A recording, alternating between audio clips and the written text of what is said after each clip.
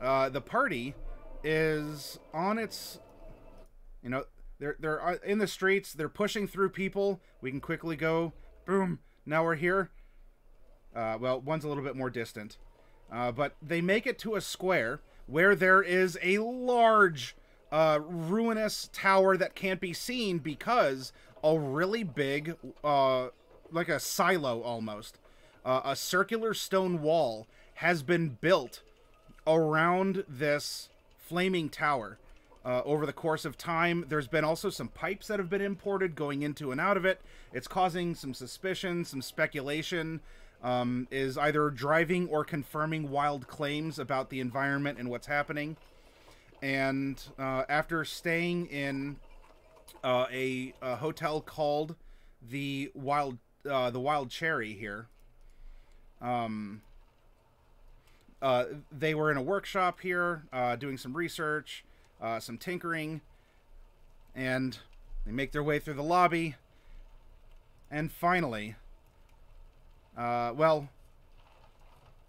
I will, I'll put it this way, as, I want to put the camera back on you all, as you are now approaching the wall. If you have anything that you want to say, we're presuming, there were some out-of-character notes that we shared, time to prep things. You have a general idea of what you're going to be getting into. And for anyone new here, I'm rushing through this, this is, if anything, I'm sure I'll say it. My players don't have to. This has been a painfully slow campaign. A very slow burn. I'm doing this just we put in the work, we did this, and we want to hit the ground running here. So, the action falls on you four. You are walking from the Wild Cherry, prepped in the ways that you've been prepped, and you're approaching the wall before the professor, finalizes this resonance to open a portal, which should work. Fingers crossed. If you wish to say or do anything before the wall, you may do so. Mordecai probably looks the most impatient about this.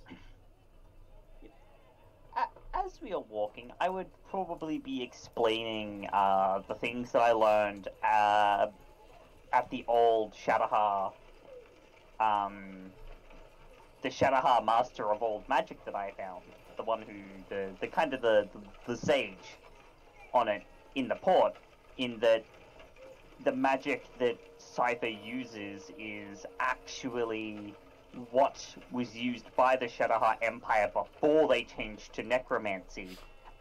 That necromancy was the safer alternative. I will add nothing that would be that will be major, but that while this was the more commonly practiced in the form of the old magic, these spatial. These like gravitational, these very like elemental foundational magics. It is in a sense how Mesomasca practices, I guess a softer necromancy, as we've discovered over the course of the campaign, that there's like, the orthodox or like the old style necromancy that is currently practiced by the Shadowhar Empire, and then there's like the reformed one that came down to the pilgrim ships kind of a thing. Yeah. The type of magic, was widespread, considered to be very old, and is still rumored to be practiced by the imperial, like the family, the lineage itself. Like we're talking like this a small cadre of the nobility in the empire still practices and can use this magic. Yeah. So, I don't presume that will change a ton about what you're talking about, but that was a detail I wanted to throw in there. Yeah, so... Actually, I'd probably just be sharing that information, which, the only thing it would change is just Cypher would add on that, well, it means that I'm quite the rare find. I mean, I already was, considering my knowledge, but, Yes, of course. So, so you actually have control over some of these older magics? Because, I mean, if they're related to what Ouijas does, then maybe Ouijas has got different kind of powers that aren't commonly known. I have I have some I have a pretty good control over these kinds of magics. I mean, if the I don't think you saw it, but if the airship was any indication, you know how everything floated up into the sky Yeah, above the airship. yeah, I was there That for was that. me. Yeah, that Right, was me. yeah, I know. I was there. I was the only And, one that didn't float. I need- grabbed onto you the need railing. more It was of my nice. So did I. But there is another spell that I'm working on, but it's not ready just yet. Will be soon, but not yet. Are you planning to use it anytime soon, or are you planning to use it to open the portal? No. Unfortunately, I need to. There's a limiter inhibiting me from being able to do this. It's just there's 2 barriers that I must pass first before I can. Oh, okay. Well, if you need anyone to disintegrate a barrier, maybe I can do that. I don't think these are the kinds of barriers that can be disintegrated. I mean, you can disintegrate a lot of things. Yes, very much so. But I don't think this is one of them. Okay. Well, be that as it may, I want to, next time you do some of those funny old magics, I want to have a detect magic up so that I can watch them and see what kind of things I can learn from their magic auras as you cast them. I will be sure to Be let you interesting know. to learn. Yeah. Okay. That's all. But enough of the talking. I'm sure that we're all impatient. It's taken a long time to get here. He's gonna pull out the tuning fork that had been made to specifically before this ritual to get in. Now, before we do this, because it's very important, the fire resistance potions.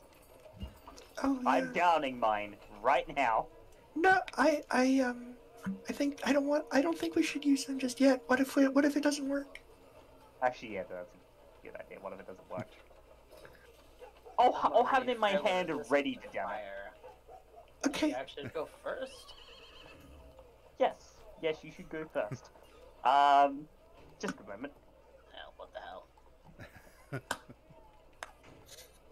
Well, I'm pretty sure that's where we're going. And I shall speak in Infernal to get this show on the road. Create the resonance, ring the tuning fork, and point it at the wall, hoping that it opens a portal. All right. Then what I will ask for is I want you to make an Arcana check at advantage because you do have Mordecai and Bright. Their assistance has been lent in the creation of this item, the understanding of it, The 20. and and then Kazimir during this arcane sort of ritual to get this going. What would you like to offer or do or provide? I don't know. I mean, you can just hang Not- around and not look magic. cool. You can look like kind of cool and uninterested and kind of... Probably. Okay. All right, so Kazimir here is offering a kind of that bodyguard, like, whoa, hey, stay back, everyone, as you're preparing things. And then Professor using you as the conduit for this this tuning fork with Bright and Mordecai. You just hit that... boom, and as the resonance, you know, Mordecai, this, you know, it's a tuning fork. It sounds very crisp and clear, though the vibrations that this is giving off is more than just musical. It's kind of akin to that feeling you get when someone scratches their nails on a chalkboard. Like, it's a visceral, it's a beautiful audible tone. I mean, you even helped make sure that it was attuned to what it needed to be attuned to. But there is something just internal. And all of you can feel it, but Mordecai as a musician, this is, you know... it's like being trained as an artist. You might see things other people don't in art. You know, you're like, yeah, okay. I get it. It's cool, but I see this and other people aren't. Anyway, so you're not in a snootish way, but you're definitely getting an extra kind of a weird resonance through this. And what happens is, bum-ba-da-bum, a portal opens up in the stone wall. And it is pretty much as you see it. It does look dark, red. It has these motes of light or fire that are underneath this this skein of almost like atmospheric blood or something. And Mordecai, even to you as a vampire, this is looking pretty gnarly. I mean, this isn't like, oh hey, I'm gonna drink this kind of a thing. Like, this is giving off a visceral feeling of dread, of emotional unrest. And what I would like for each of you to do, I would like each of you to make a I'd like each of you to make a charisma save, please. Already? Oh no. Yeah. Not very good at those. 18, I guess I'm not very bad at them. Mordecai! Oh. Look at mine! +9 on that save. Come on. Yeah, I have a that's plus what I thought. 10! I have a cannot plus make saves. 10! Alright. And I rolled a 3! So Bright, Bright, you are, I mean, it's kind of creepy. Yeah, I mean, who wants to go through a blood portal, but, I mean, I wanted to go through the blood portal. We came here to go through it. oh, well then you're getting exactly what you wanted, and it's making you happy and otherwise unaffected.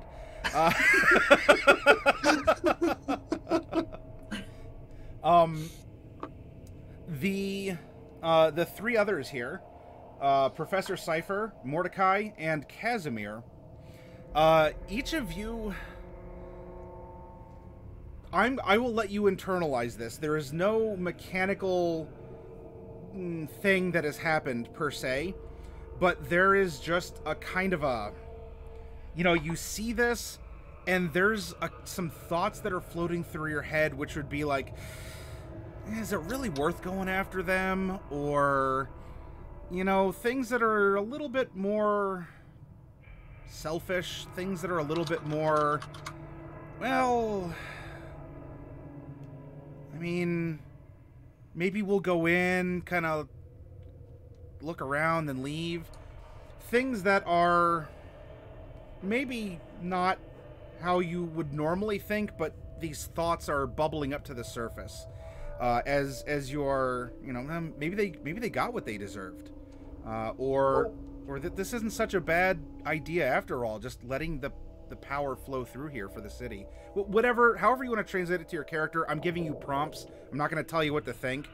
But in broader terms, this is sort of percolating or encouraging evil thoughts. However we encapsulate that.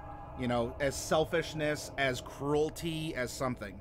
There's no mechanical change. Your alignments haven't changed. But standing before this portal, the three of you, except for Bright, just get this, or have a wash of this something. However you want to roleplay with it, all right? But anyway, so here's the portal. It flickers before you. You know, you can feel a heat. But it's kind of weird because the heat is, it's not like flaring out, you know, where you can see the air distort. It's almost oozing out. Like, you can see the heat distortion, but this heat is like oozing out like water or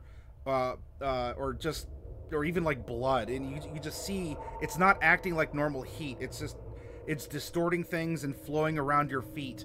But it is warmer. It's not scalding you. It's not burning you. But there's a weird heat that is coming out of this portal. So it worked. Good thing.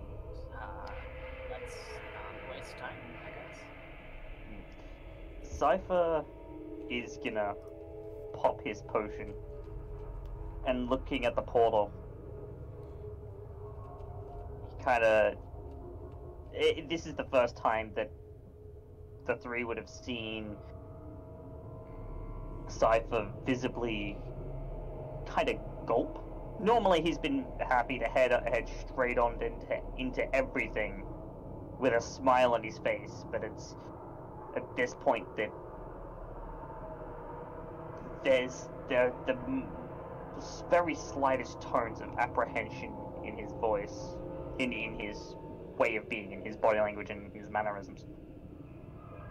And as he looks upon the portal, he kind of shakes his head, kind of dispelling that.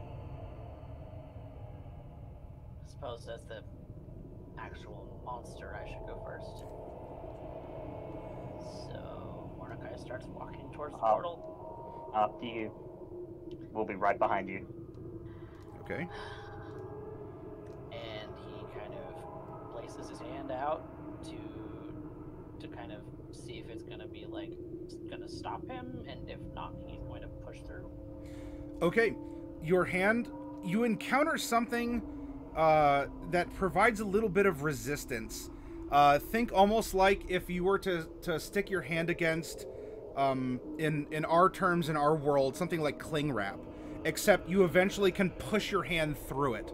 So there's kind of a skin or a tension, but you are able to push through it and continue forward. Followed by the professor. And there is people in the background, sort of like, but I'm presuming that the ossuary has agents there who are who've working with the town guard as well to make sure people are keeping a distance, and that you have room to complete this, or some other, you know, this is done in a fashion where you're going in, no one's going to stop you because no one else wants to go in there. And I'm also going to be summoning my weapon and switching on my goggles. My goggles of night. And basically making a sign to the ossuary agents that our report will be coming back once we return. And through the portal I go. Boop, boop, boop, boop, boop, boop, boop, boop, boop. Okay. You go through. Bright, are you going to be third or are you going to be last? Whichever. Kazimir, what do you think? Do you want to go through or do you want to... I'll go first. Okay. I'm going to drink fire resist potion. All right.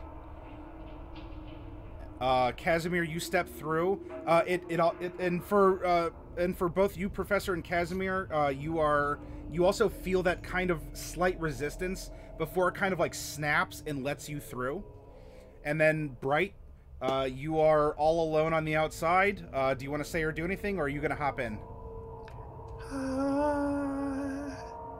Yeah, I guess I'll go in. I want to have my potion at the ready. I'm not going to quaff it just yet. Sure. But if it's really hot, I'm ready to drink it immediately. Okay. So, you all hop into the portal. You fools. I mean, it's a pretty foolish decision. It's a pretty foolish decision. We're literally marching into the mouth of hell. It's a pretty foolish decision, even by heroic standards. And I don't want to move that. I want to move this. And I want to move not that. I want to move this. And I want to move other things. But anyway, I'm just going to hit to the front. As you are going through a hem. Hey, there we go. As you are going through a swirling vortex of fire and electricity, like you experience heat, but not with, but not burning. You experience the electricity as it vibrates through you, but you don't clench up or twitch. And you all are, you're bodily affected. Well, maybe you're not bodily affected, but certainly a part of you inside is very much being twisted or affected in some way. And in this transition through the portal, I would now like all of you to make a wisdom saving throw, please. Uh-oh. 16. Big money. Much better on the... No. Oh no. Being first was not a good idea. Sorry, you're taking the brunt of this for everyone else, I guess. Oh, Kazimir. Nope. I cannot make saves. Kazimir with a 1 and a +0 on a wisdom score. All right. And so it begins. So, Bright, hey. I won't say you're happy. You can if you are. I don't know. But Yeah, Bright, of course I'm happy. Don't be silly. you are unaffected by what I'm going to narrate. So you may Okay. continue on as you please. Cypher, you feel this kind of wrenching within yourself. Conflictions of trying to understand what's happening, trying to feel the effects with your body, but it's not bodily. Trying to understand how you are being twisted or comported in some way. However, nothing I prompt you, for you to consider will necessarily affect you. Basically, I'm too busy trying to rationalize what I just went through to care about anything else that's happening right now. Mordecai and Kazimir, the two of you get another set of these thoughts that wash over you of, it could be doubt. It could be something like, what are we doing here? Like, again, is this worth it? For what? For whom? Maybe you just want to say, screw, if this has been here the whole time and it hasn't hurt anyone, fine, let the Shadowheart have it. Or maybe you even say, you know what, when I'm done here, what if we control this power? Things, I'm offering you prompts, but you're getting another wave of these more selfish thoughts, these thoughts of personal power, of advancement, of either resentment or empowerment, of those... Oh shoot! I think it's one of the flaws from the folk hero background, which is, secretly, I threw down the last tyrant, but secretly, I'm the one who wants to sit on the throne, kind of a thing. So, your morals and values, in a way that is appropriate to you two, have once more been challenged, and these ideas. If this power, if there's so much power here, what if it could be used? And you could very well say for good. You might want to say we can harness this to save Mesomasca. Okay, hey, it's your character. But anyway, you get another wave of these thoughts. And as you're zooming through this odd space, ahead on a horizon that never seems to grow closer, you are passing over craggy rocks. You see that there is wicked lightning streaking across the sky and sometimes even zapping down. You see Bright, hey, you have a healthy, optimistic attitude. Maybe it's respectful. You're like, wow, there's a lot of just wild, free-range fireballs flying around the sky. This is their natural habitat, because you are seeing fireballs just streak down from the clouds and impact against mountains and creating craters. And even if those are people, it's hard to tell. It's something moving. It is something moving against the shifting landscape. But even one of them kind of zings and just. There's only about two of the 20 or so that seem to be moving in any significant capacity after that. You are flying over this blasted landscape of that must be a town of some kind. It might be functional, but I don't know who'd want to live here considering the local weather patterns. But it's probably like the town of Oregon or something. My goodness, in looking at this picture, which was put here way before this happened during our break, I'm looking at it, I'm like, ooh, wow, that's actually pretty scary. For all my Oregonian and Californian friends out there, please be safe and don't get sucked into a hellish landscape. Anyway, back to our fantasy world. So this is why, Just like is the it? real world. This is 2020. Yeah. Sorry, I interrupted you, but my goodness. I swear, all this was before all this stuff happened.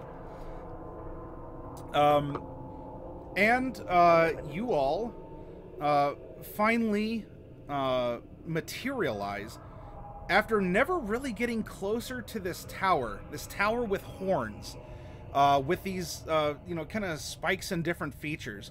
Pretty well what you see here is, I'm not going to embellish too much for the sake of what I'm presenting to you in-game compared to the source of the image.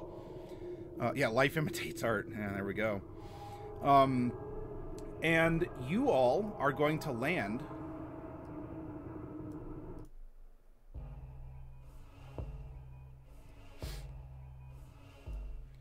on top of a square platform. And let me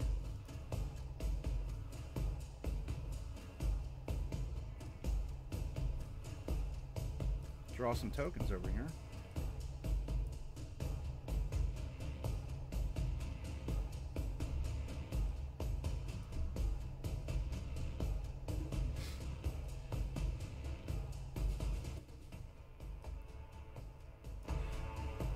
Oops. All right. You land on top of some sort of volcanic rock tower. It's been crafted pretty well. It actually has ornate markings. And this sparking electrical, yet it is giving off this same fluid heat. You sort of crash down into it, and you spread out like a prism around the sides. Your bodies rematerialize in quite a literal flash.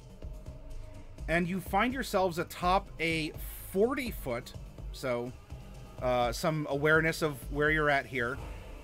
This main square is 40 feet up, and there are presumably cardinal staircases that descend down. 7 months. Oh, thank you, Raven, for the subscription, the re-up. 7 months, and my, how it's flown by. I guess much like a raven. So you all splash down here. You are reintegrated in a fiery recomposition, and you are atop this this dark tower. Around you, you can see that there are several craters that have been blasted into the ground over the course of time, maybe from these fireballs or maybe from something else that's been going on. And mechanically speaking, if they are 5 feet deep unless you're inside the orange circles, in which case they're 10 feet deep. And in taking a quick look around without the need for any sort of checks, it looks like there are 6 fires burning in between the craters. And the one to the north, question mark? At least here orientated on the map. Isn't quite lit yet, but there is some large winged beast. A dragon, maybe? It's a big body, has a tail and wings. It's kind of hunched over, though, over this pit. And in the immediacy, hasn't seemed to notice that you have... in the immediacy, you haven't seemed to notice that you've landed. And so you are going to be able to get some sort of interaction, or if you want to know specific other details, there is no warning cry, war horn, get 'em, or anything along those lines. So you have landed. I'm sorry, one other detail. There are, around the pits that have been lit, there seems to be several... I mean, calling them people would be generous. They're like people if they melted, in a sense. They're kind of like puddles of flesh. They have like they're, I don't know, maybe some of you pucker up at first because you're like, oh, they look like the flesh tree faces. And to an extent they do, but they're kind of misshapen. They'll have like a head sticking up and like a big arm and a little arm, or one might pull itself across by having a really gangly foot that kind of like goes out and pulls the mass forward. They're misshapen puddles of people that are crawling out of these lit fire pits. With the and general ambiance. This is while everything is the sky is red and crackling and there's not exactly direct sunlight. In fact, the light seems to be rather directionless. This is considered to be bright light. All right, so I'm not forcing initiative. So what would you like to do in a narrative sense? Unless you want to call for I'd like to cast Mage Armor. Oh, sure. That seems like a really good choice right now. Yeah, I would like to cast the I would like to not die spell. I mean, so the puddles of people, are they represented on the map by these salamanders? Yes, they are these reddish looking puddles. Okay. Gross. Oh, interesting. And this is a normal scale map, so we're like as far from everyone? Yes, with the exception of the lateral distance being 40 feet up, and then the staircases necessitating the steepness required to go down over the course of 20 feet out. This is a scale map.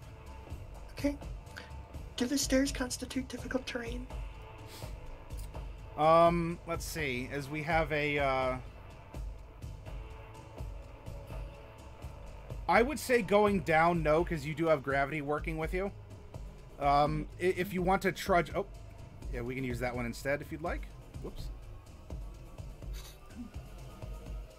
Ah, wait, what's going on? Oh, did I drag your tokens onto the wrong layer? I might have.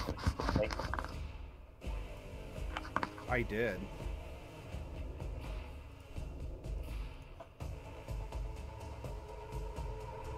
We've been playing over 2 years, and I swear I'm still trying to get the hang of this.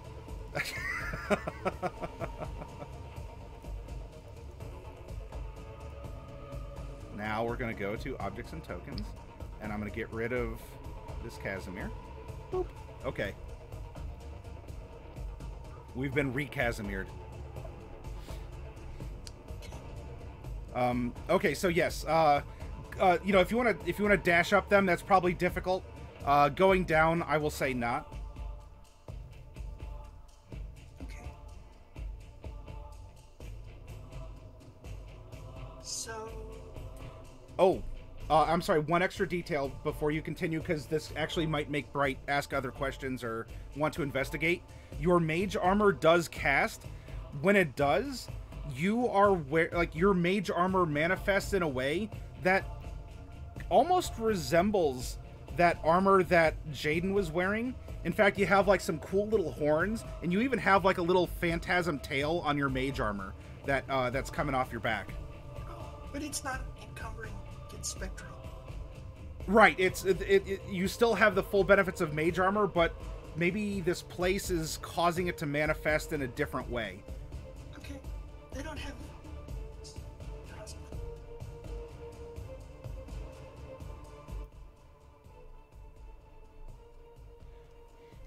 But yeah, Bright kind of looks like a little phantasmal, maybe like a tiefling or something. Like she has these little horns and a little tail coming off that kind of flickers and glows, with her mage armor. Okay, I'll get horns for next time. Okay. Does anyone else have any sort of in the immediacy questions of looking around?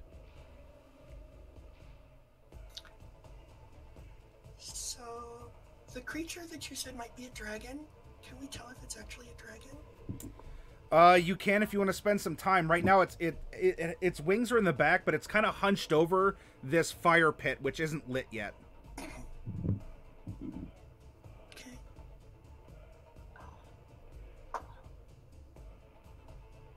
I just want to confirm that not drinking my potion did not cause me to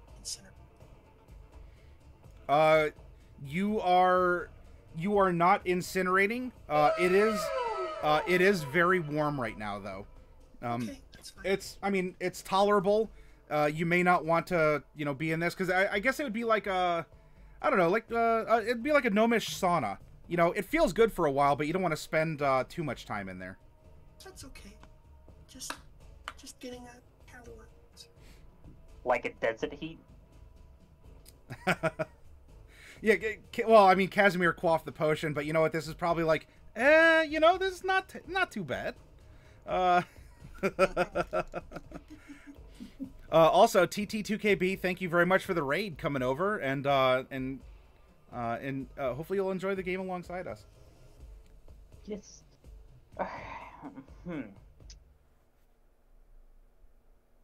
I'm kind of making sure that we look like we're going to be okay for the moment. Kind of looking around. Is there an easy way off of this platform, or? You could presumably jump, fly, or just take the stairs down. Okay. But none of the creatures seem to notice this yet. Yes, as far as you can tell, you haven't been noticed, and if you have, no one's cared about it. Then I think I want to start walking down the stairs toward an exit. Does Mordecai sound wrong? Everybody else like all crackly? A little bit. Am I all crackly? Let me check my audio. Oh, I'm on the right audio device. I don't know. Is Discord derping? Is that what's going on here? It could be a Discord derp, I guess. Yeah, might be a Discord derp. Okay. Well, Mordecai is probably just going to start walking down the stairs if nothing's noticing him, and see if something does notice. He has his violin ready. Okay. All right. You can take a move action in this case and go down whichever set of stairs you'd like to go down. Okay. I think. Well, this is a round room. There's no real exits, is there? Well, there is technically open fields. The red thing I wasn't capable of hiding in a particular way. This is also kind of a guidance for the fireplaces as well. So right now, don't consider the red circle to be there. So you can go down, and presumably if you want to dip down through a crater, or if you just want to, I don't know, try and sneak past one of these puddles or something. I'm probably gonna go southward and attempt to walk past the smaller creatures. Okay. I'm not entirely sure what direction we're going, so I'm just picking one. Yeah, no. It's kind of that at the moment. I didn't know that we needed to go a direction. At the moment, you don't see this. Big tower anywhere or any other landmarks besides this mini tower. It doesn't have all the horns and stuff on it, but you seem to be on the landmark right now, as it's just kind of hazy, maybe even like smoky and red with crackling lightning and fire. Yep. Yeah, I think going in. Not being particularly quiet about it either. Yeah, just Kazimir, if anything turns, notice it first. Kazimir, do you want to do anything in particular in this moment? Guess we'll follow Mordecai. All right. I don't want to follow Mordecai. What's this thing up here?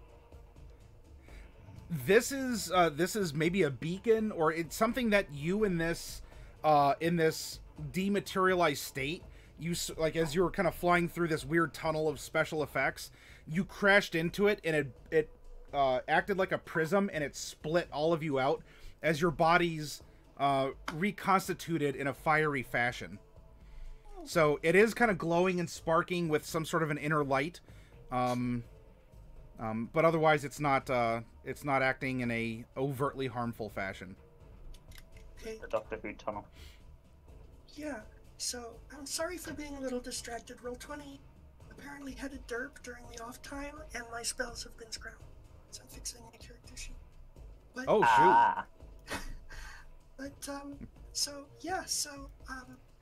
I would like to maybe, I don't want to spend a whole minute to do an identify, or a whole 11 minutes to do an identify. So I just want to like do a quick spin in action to maybe do an Arcana check or something on the beacon. See what I can learn about it. Okay. I shall render aid in this. Okay, well, hey, I was just gonna ask what the professor would like to do. So, all right, you two want to take a look here. Kazimir, like, do you want to be at the top of the steps, or do you actually just want to move behind Mordecai? No, I want to be in the middle. Okay. So if I need to, I can run to whoever needs. Okay. Then what I would like, well, either Bright or the professor can make an Arcana check, and the assistance of the other will give you advantage on this. Okay, it was my idea, so I think I should do it. Okay. Yeah. Bright takes the I will lead, let you do that. supported by the professor. Yep. Oh, 14. Oh. I'm not very good at this. Well, you've experienced a teleportation circle before. Maybe in some way this is like a teleportation circle, except it's a hellish orb of infernal energy. That's just a lot more words to write, so it's not very efficient when you're using the send spell than just saying circle. It's an interplanar teleportation circle? But based on what you experienced here and now and in the past, this is some kind of a beacon or some kind of a waypoint or a circle. But the specifics or any nuance to it is not enlightening your minds in the immediacy. Okay, it's fine. All right. Now, I believe Mordecai and the professor can both speak Infernal. Kazimir or Bright, Yeah. can either of you? I can. Kazimir, I'm sorry? So Kazimir can. You Kazimir can? All right. Let me- Whatever happened to the comprehend languages helmet that we had? Oh yeah. Bright has that. So Bright can Well, technically I comprehend think I it. gave it back to Mordecai to carry it. It's pretty heavy. If I start realizing that they're talking in Infernal, I'll give it back to you. Okay. Um, Well, I'm still up here on the platform, so. yeah, maybe I'll if take you it want, out you of can it. follow through. Then for all of you who can speak Infernal, I would like... we'll route this through investigation. The three of you can make separate investigation rolls. This is not a chance to aid each other. What does the detectors? And then, so far. I hit the thing. Did it not do the thing? It did not do the thing. Try again. There. All right. There it is. So, Kazimir, you are hearing from behind you. I mean, it kind of sounds like Infernal. You're not really catching the words. It's maybe the thing's mouth just isn't allowing for the accent of Infernal that you understand. You get an idea that it does seem to have a base of some kind in Infernal, but you're not going to be catching everything that will be said. You can just identify, yeah, it's an Infernal-like language. You know, you get a couple of the words. You know, like I understand the curse word. Yeah. Professor Cypher, you are you and Mordecai are hearing it is kind of infernal. It's a weird accent on infernal. But for the most part, you'll be able to make out the words that are said from behind you by the creature that was stooping over on the ground here. It sounds like a firelit. Good. She will like. And there's some other words sprinkled in there, but they are, again, maybe heavily accented, or, you know, a crack of lightning might have, you know, interfered somehow with your understanding. But it sounds like actually the professor, you are in a position to see that this creature does stand back up, and there is a fire that is lit in this circle of stones. And now, as this fire is lit, a kind of a red circle is appearing on the ground. Is appearing on the ground between them all, and is slowly starting. Slowly in the scale of this is starting to rise up. And now, I would like, let's determine who. On my screen, oh, hi, Professor. Professor, as you're looking around here, you are seeing that there is a fireball raining down from the sky. And it looks like it's going to be impacting, somewhere like by the staircase or against the top of the tower. And what I'm going to do is give you advantage on a dexterity save as this fireball rains down from the clouds. As you are, you've seen this in passing through in this form. And you're going to be generally aware of it because I'm picking on you specifically. So go ahead and make a dex save for me. Maybe if we added both those numbers together, maybe. So unfortunately, I don't think that is going to make it. And so Professor, Bright, you'll see a big flash. All of you are going to feel this tower and staircase like shimmy. The Professor,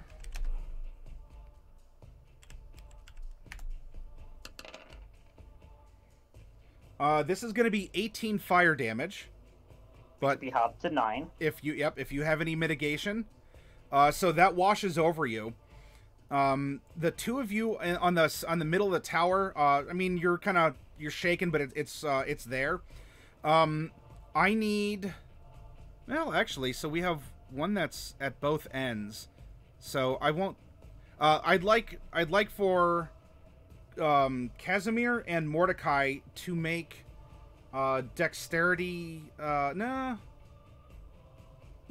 Make a dexterity save as the tower's rumbling and you are on non-OSHA compliant stairs.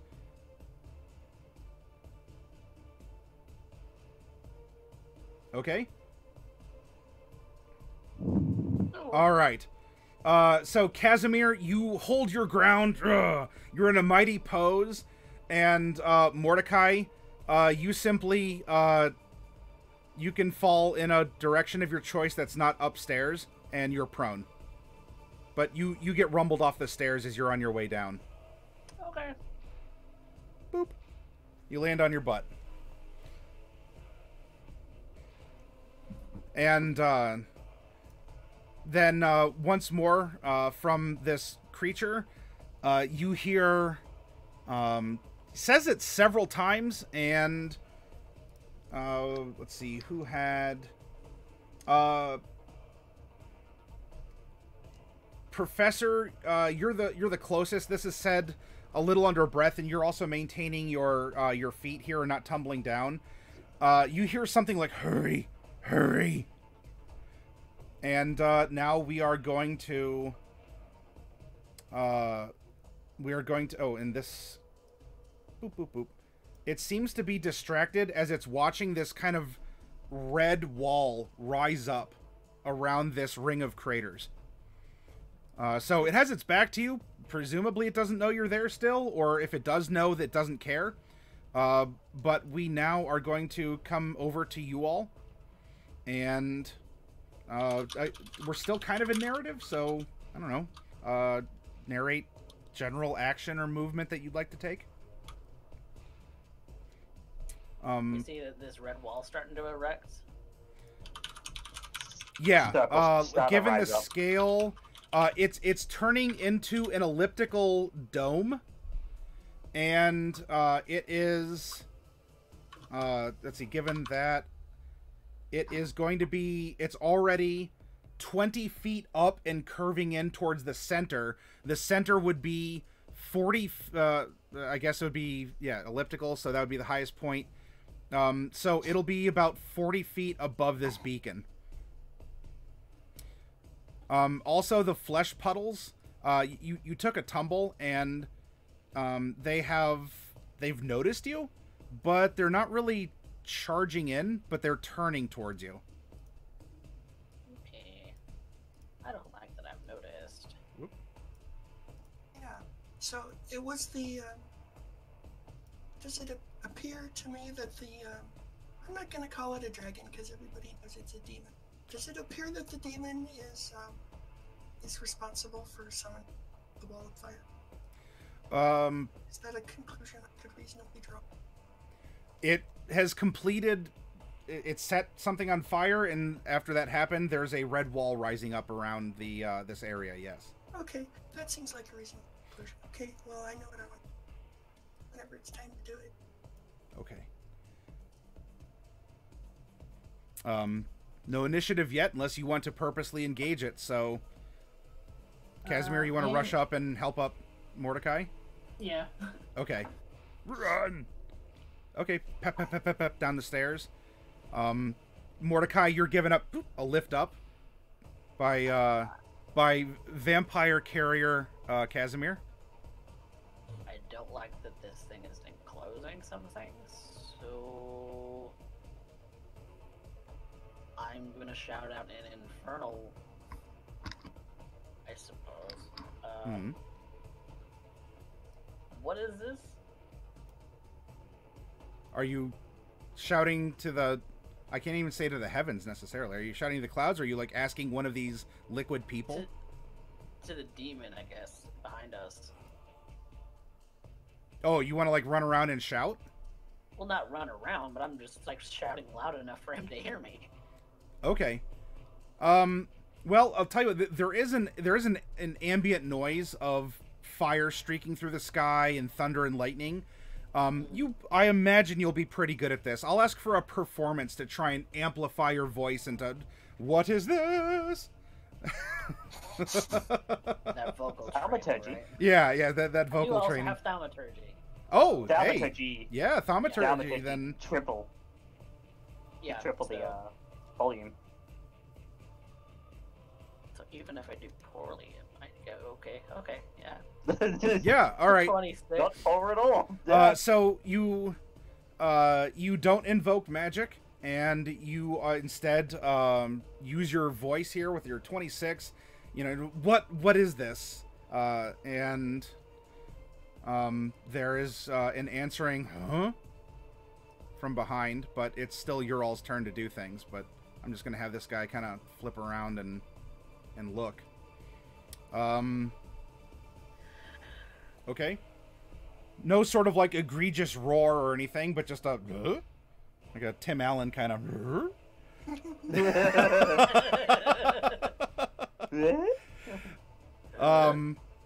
Okay. Bright and or Kazimir, or not Kazimir, Cypher.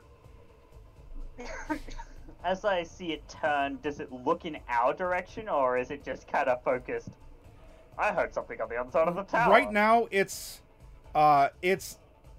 it's not looking up, although, Professor, I don't think you're not like 8 foot or anything, right? You're like a 5 foot something human? Yeah, like 5'11"-ish. All right. I mean, you might be able to see the wingtips that would be rising up above the head here, but given the angle, I don't think that, and especially Bright, I don't think you'd be able to see him from where you're standing. I mean, it kind of sounds like it's like kind of leaning over,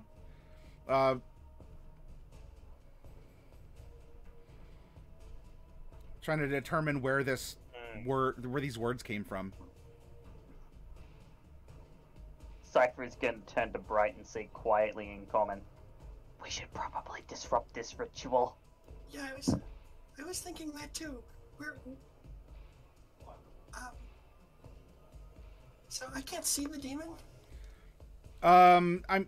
No, because you're 40 feet up and I think you're like 3 foot tall.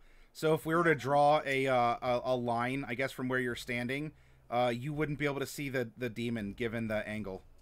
Okay. So, but do I know he's there? Yeah, you hear that kind of, that grumble, that... Okay, alright. Well then, in that case, I'm gonna concur with the professor. Come over to here. Okay, and, you can see the demon now. Yeah, okay. And I'm gonna look at the demon, and I'm going to say... Actually, I'm really just not on top of my quick game, but I am gonna go ahead and cast Banishment. Okay. Sure. All right. So Bright runs to the edge. An item distasteful to the target. Yeah. What would you like to present to this thing that you think it would find distasteful? Well, I mean, it isn't actually required, so I wasn't really thinking of that. Kind of focused. Oh yeah, but- yeah. You do have a focus, Yeah, don't you? Bright Yeah. uses focus, yeah. That's right. What I do happen to have with me is some nice incense, and I bet demons don't like incense. Oh. All right. So this is going to be a charisma saving throw.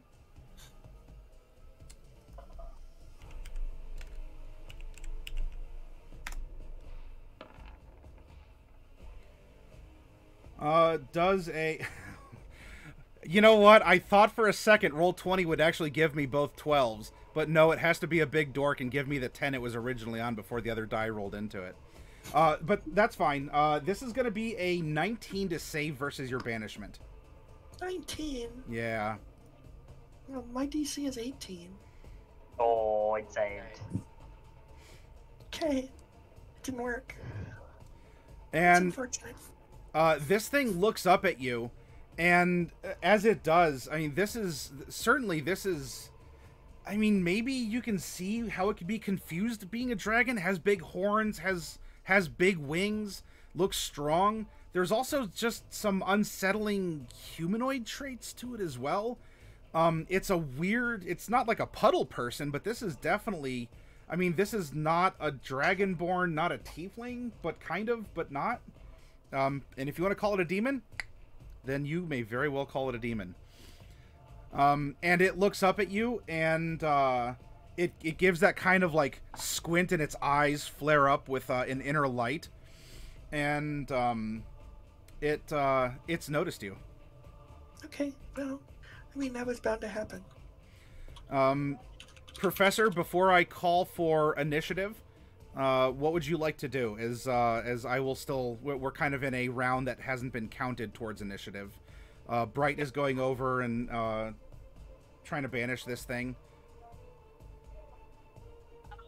I'm gonna walk up just to here. Mm-hmm. And I'm gonna look over at the demon thing, and I'm gonna speak out in Infernal, basically kind of just treating it like a friend, just like an acquaintance that you might find on the street, you know, talking to someone like a tavern or something. It's like, "Greetings, good sir. May I ask what this is?" In Infernal. Okay. In a jovial, friendly tone, and everyone would be able to hear it because he's speaking loud enough that everyone would be able to hear it. All right, so you go up and address it. So apparently, Bright, you're trying to banish it. It's going. Hold on, I gotta hear what he's got to say. Not really, but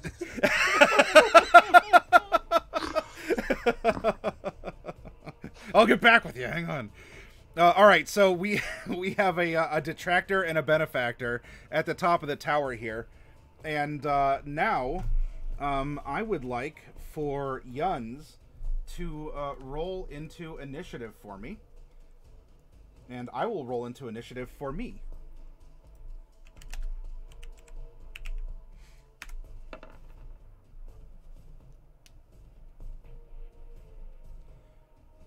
Ooh, wow, nice. I have We lots got of some green. initiative. Yeah. So Mordecai's on a 12, Professor is on a 19, but Bright says hold my root beer and is on a critical 23. And then Kazimir is on a 13 here. So we are going to have one thing happen, and then we're going to be in initiative. Nice proper initiative at that.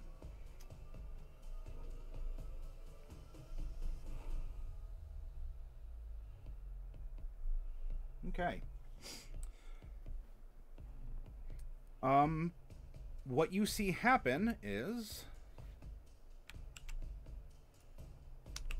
from the fire pit, one of these weird melty people crawls out of it in some sort of a grotesque manner. We'll say like the top, almost cartoonish, like almost like a Ren and Stimpy cartoonish, like over exaggeration.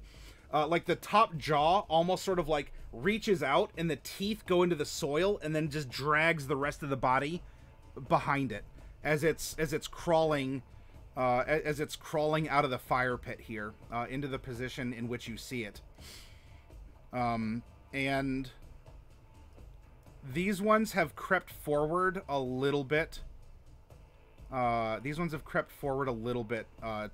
Towards what's going on, but the other ones seem to be kind of ambivalent, or they're just there kind of oozing around.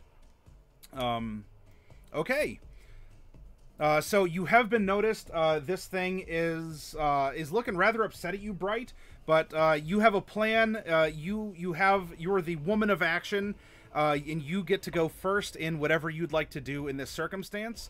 The shield, as all the fires are lit now, the shield has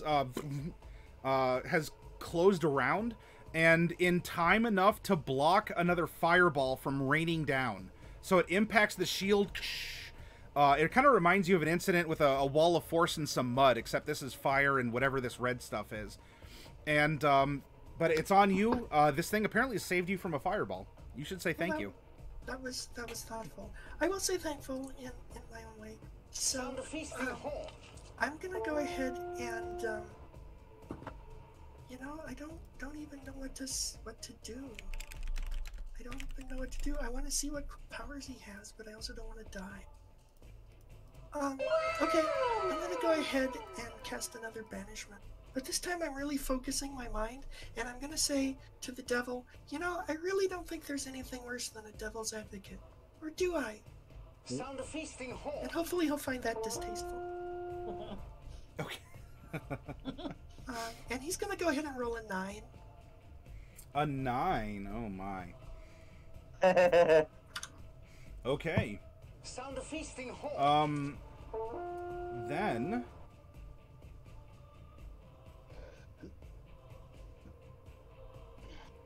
so that just fixes it. Yeah.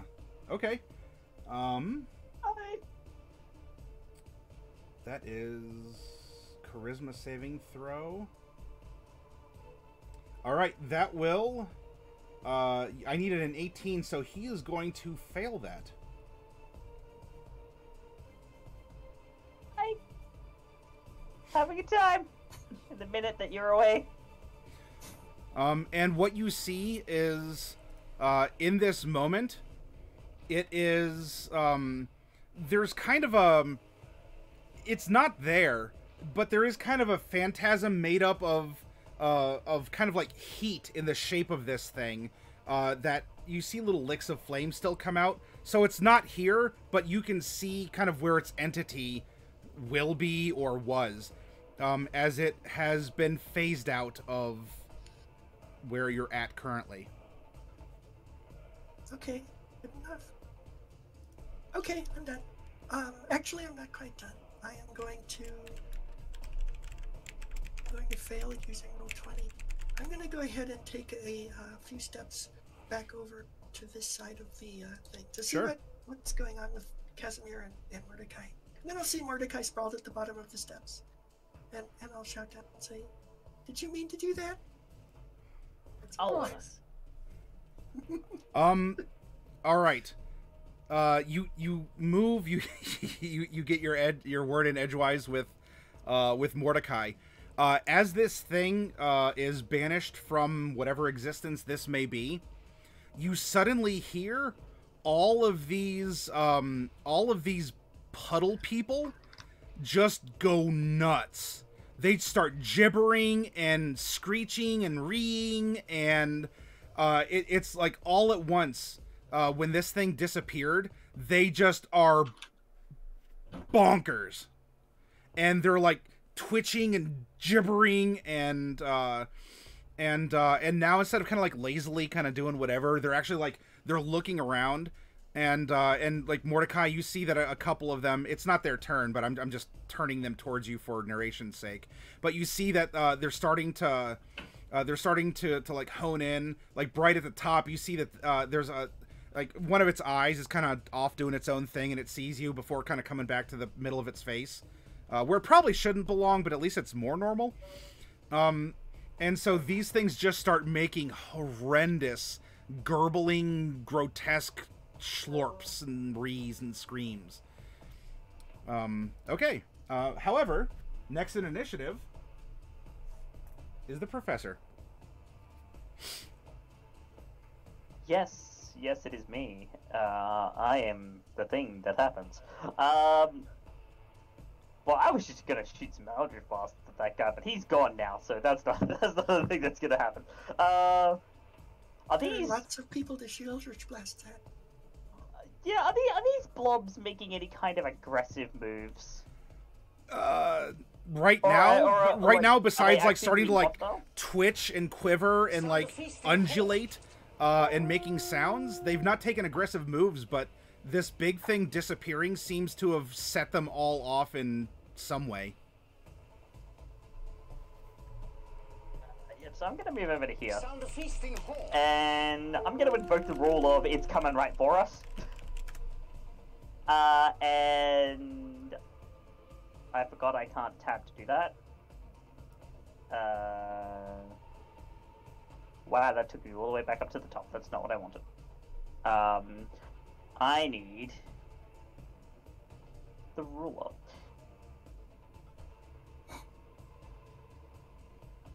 Yeah.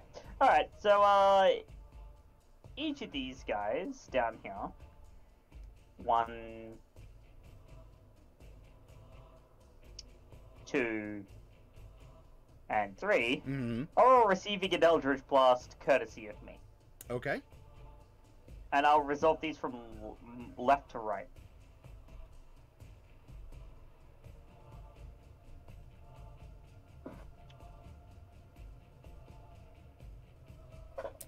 Looks like those are 3 hits. First one. Second one. Which should just be 12. And third one. Okay. All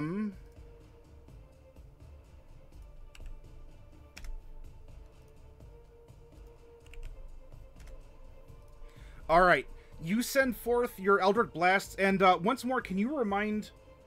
Clearly not me, because I'm your DM, and I obviously have this memorized. Can you remind our audience what your Eldritch Blasts look like? So, they look...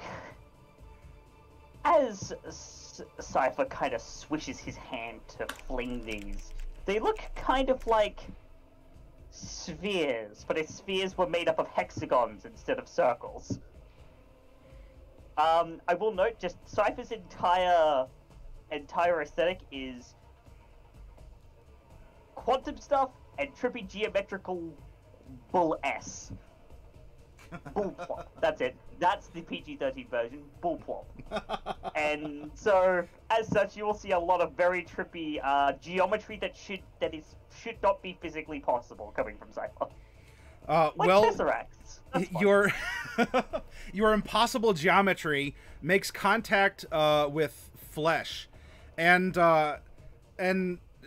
maybe to the others in a weird, in that moment of contact, you're Mordecai, you're in the splash zone. At least that's what they call it at SeaWorld, where the killer whales and whatnot perform. You're a bit in the splash zone here, as these puddles are just going to get impacted by force. But man, there's just a moment when you see this weird thing interact with modular flesh, and you just get like a weird like a jade vibe from this. But anyway, these three impossible shapes impact, and they just make, like, they just embed, and for a second, two of them kind of like expand, almost like a frog getting ready to croak, and then kind of condense back down. However, the third one that's here is rendered by is rent apart by this geometric force that collides with its flesh, and as it does, it just it explodes in chunks of viscera. That's I must also point out, each of these chunks is a perfectly geometrical cube. Yeah, okay, so yeah, that works. So these weird modular mushy flesh things will explode, but they break into perfect cubes. It's boggling. So yeah, like stuff like sprays out, and then there's just ooze in a puddle right here. And the other two aren't looking too hot, but they are still like wild-eyed and coming your way, presumably.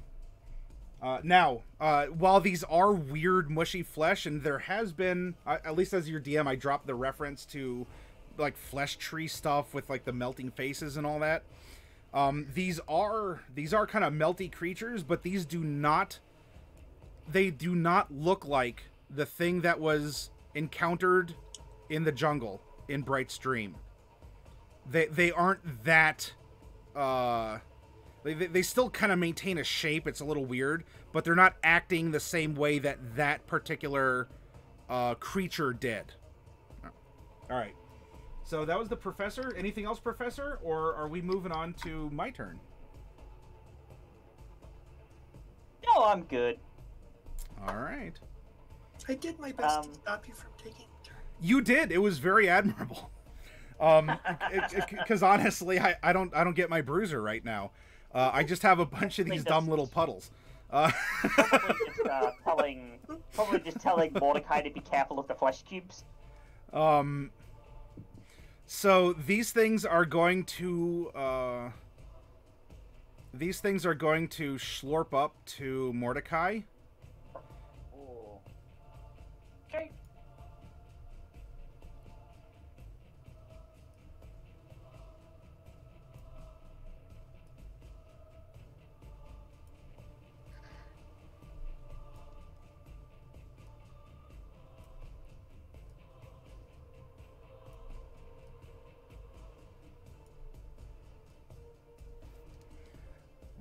I mean, being kind of liquid people, they're not exactly moving terribly fast. I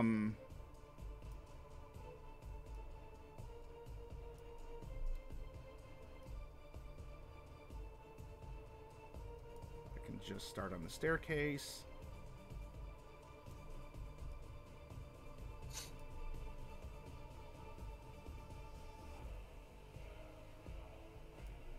Okay. So these ones are moving up, and Mordecai, they are going to try and like glomp over you. So like an arm is gonna like reach out just with like muscle and bone and kind of try and pound on you here. There are 2 attacks, so I'm going to roll 2 attacks against you. Looks like the first attack is going to miss. I presume you have 14 AC. 14 AC, yeah. And then the second one is going to hit, and is going to deal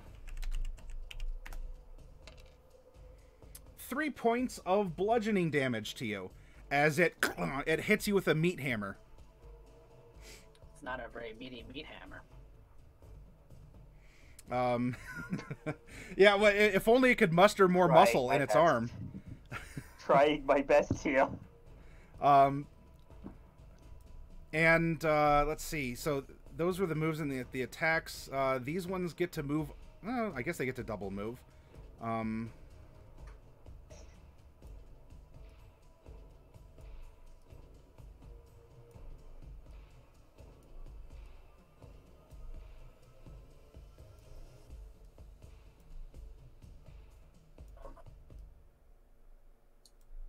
Okay, that will start up there.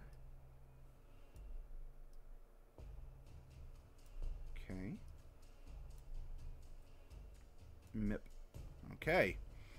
And then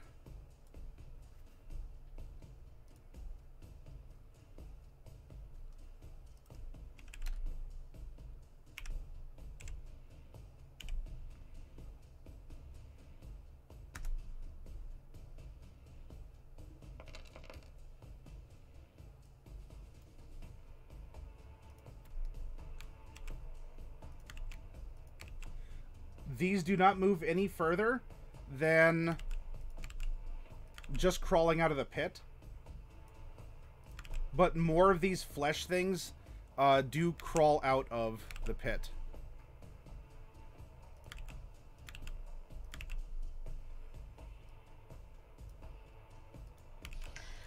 Well. Okay, that was my turn. And now we go over to Kazimir. Kazimir, one of these things just bludgeoned Mordecai, but there's plenty within distance for you. I'm just going to go around the Mordecai. And I am going to cast Hunter's Mark. Since you're on the stairs, do you want to do like a flip over him or something since you have the high ground? Nah, I just go around. Okay. Mordecai, Kazimir says, excuse me, please. Thank you. Okay. And then proceeds to whoop ass. I'm going to cast on this one. Okay, And so I'm going this to one hit has it. Hunter's Mark on it? Yes. Okay. Let's put a net. Man, I hate how small these are. Blech. Let's make a yellow dot. I guess that works. Okay, so it's been marked. Going to hit it. That hits. All right. That hits, and then one. Punch. you squish it. And as it dies, it collapses into an ooze puddle. And 1 second here. This one split is just squish, no perfect cubes, just squish. I need Kazimir and Mordecai to make Constitution saving throws as this kind of viscous liquid flesh splashes onto you. Why must you do this to me? Why couldn't it be Dex? I have shield for a reason. Okay, Mordecai, you feel kind of a tingle, but nothing too serious here. Though we do have Kazimir here, and Kazimir, I need you to roll a D100, please. It's interesting. I don't as something wild is going to happen.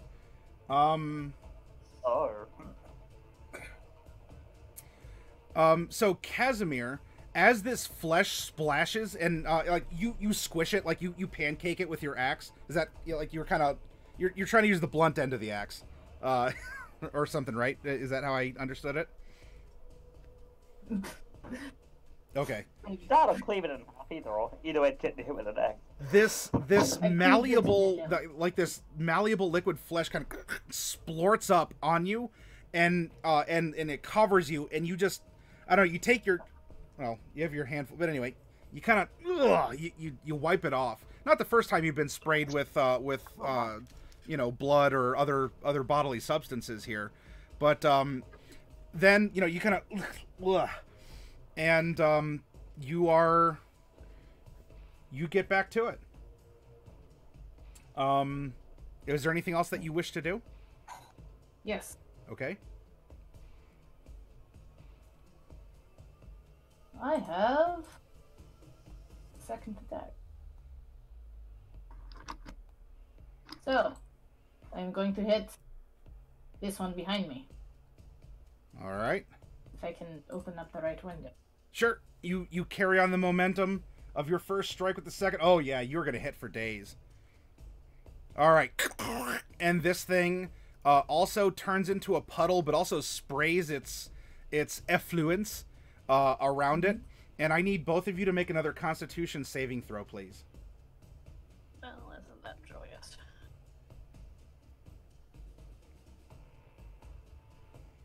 Okay. Got it this time. Yep. So yeah, Kazimir, you. I mean, it maybe you dodge a couple pulpy chunks flying your way. Mordecai, you know, it's a con save, but I don't know, like your body is able to resist these meatballs just coming at you here. Mordecai, it is, unless Kazimir, is there anything else? No, I'm going to. Okay. Mordecai, before your turn begins, and this isn't necessarily at you, Kazimir is standing in front of you and is, you know, between these two puddles of people or whatever they were. You see Kazimir's ears begin to, like, grow and, like, flop, almost like weird rabbit ears, and then sprout feathers.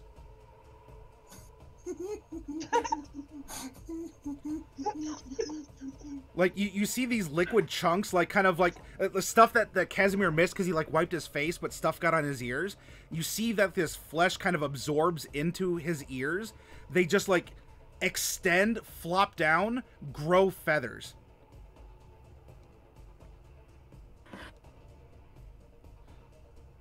Also, Kazimir, you will notice this. Just you can use it on your next turn.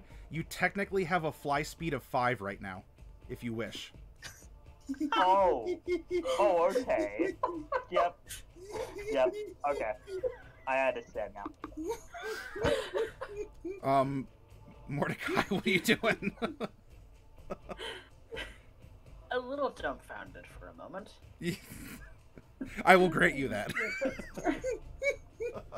But I quickly snap back because I think this is something that could potentially be hazardous to Kazimir's health.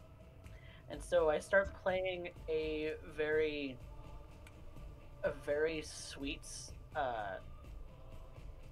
song that I learned out of Celine's book, and cast Bless on the 3 others besides me. Cool. All right. You're blessed. Extra D4 on, I believe, saving throws and attack rolls. Oh, not bad. Get out a D4 while you maintain concentration. Sweet, yeah. Concentrating on that.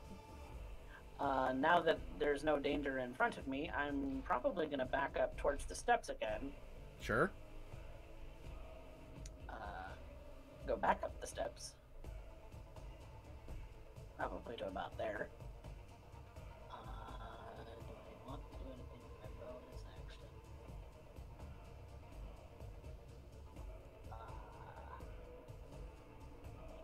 don't think I have anything that I want to use for my bonus action, so I am going to say that is my turn. Yes, that's my turn. Okay. Then we're gonna go back up to Bright. Bright. Oh, you're on the edge. You and the professor could also see that Kazimir now has big, floppy, feathery rabbit ears. Yeah, I actually really like them, but I don't really have time to say anything right now because I have a lot of things to do. Okay. So, did I see when the creatures nommed on Mordecai a little? Did that look like it was fire damage or just bludgeoning? No, it struck out with a meat hammer as an arm, and it gave him a pound. It bonked him on the noggin. Yeah, it bonked him. So it was just a bonk because it didn't hurt very much. So then I'm gonna say to everyone, I think we have to put the fires out to stop these from spawning. And then I'm gonna take out my dagger, which I don't really use very often, but I hold it right out in front of me, and the blade glows, and it glows really bright and turns into just this white glowing knife of force, and then I cast Steel Wind Strike. Oh. And so the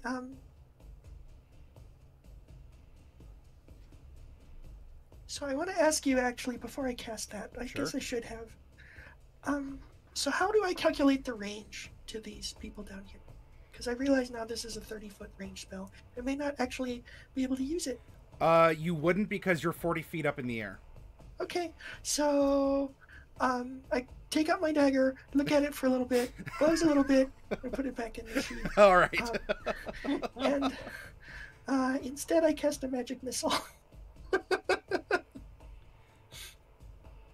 Which is going to be, it's 3 darts, and it looks like they all targeted one. So I'm just picking off this guy right here with my magic missile. Okay. 12 is your total damage? I believe so, yeah. All right.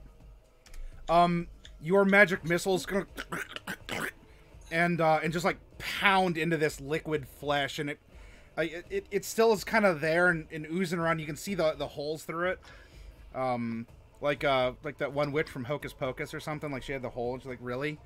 So it kind of like looks up at you, and it's probably saying really to you. Anything else? I'm not sure what Mordecai is doing. I don't want to... Mordecai, are you coming up here? Yep. Okay, then I'll stay put. Okay. I think you accounted for it, Coffee or Mordecai, but remember, going upstairs we're counting as difficult terrain, but going down is fine. Okay. That's fine. I mean, I didn't really take that into consideration. No, I mean, it was a little movement, but just to make sure that was... that was there. All right, now we are over to the professor, who is also on the top of the tower. Professor, you have some of these mad puddles of people slurping their way towards Kazimir, Mordecai, or the steps. What are you doing? Yes, there is a thing there. So I'm gonna go 5. I'm gonna go 10. I'm gonna go 15. I'm gonna go 20, and I'm just gonna check some range real quick. Would this 60 feet also catch that fire, or does it need to be a little further? Yeah, I'd say you could impact, or in effect would be able to touch a portion of the fire or that area. Yeah. All right, cool. Because Cypher is going to take his sword, swing it through the air, and open a small rift. And from that rift comes this frigid absolute zero air of the cosmos. And they need to make all of those guys in a 60-foot cone in the direction of that fire in the top left.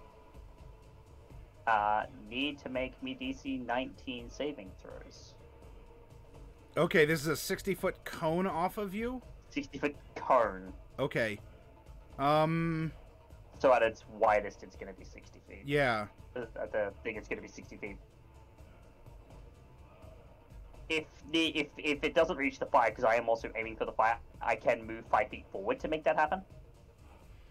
You'll impact more of the space that this circle of fire is in. Okay, so... What's the keystroke to measure range? It's the little circle with the ruler on it. Oh. The toolbar on the side. Yeah, because Okay. basically... That's 60 feet there. And it said that's why I was asking you if that's enough to clip the... Yeah.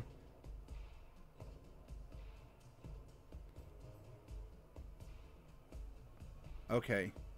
Okay. Oh, all right, cool. Thank you for drawing that. That is going to help out. All right. So that's 1, 2, 3, 4, 5, 6. That's seven little gribblers at least. What is... Yep. It's a con save. Con DC 19. Ugh. And they're all taking 40 damage on a fail, 20 on a pass. Oh. So they're well, dying, regardless of whether they save.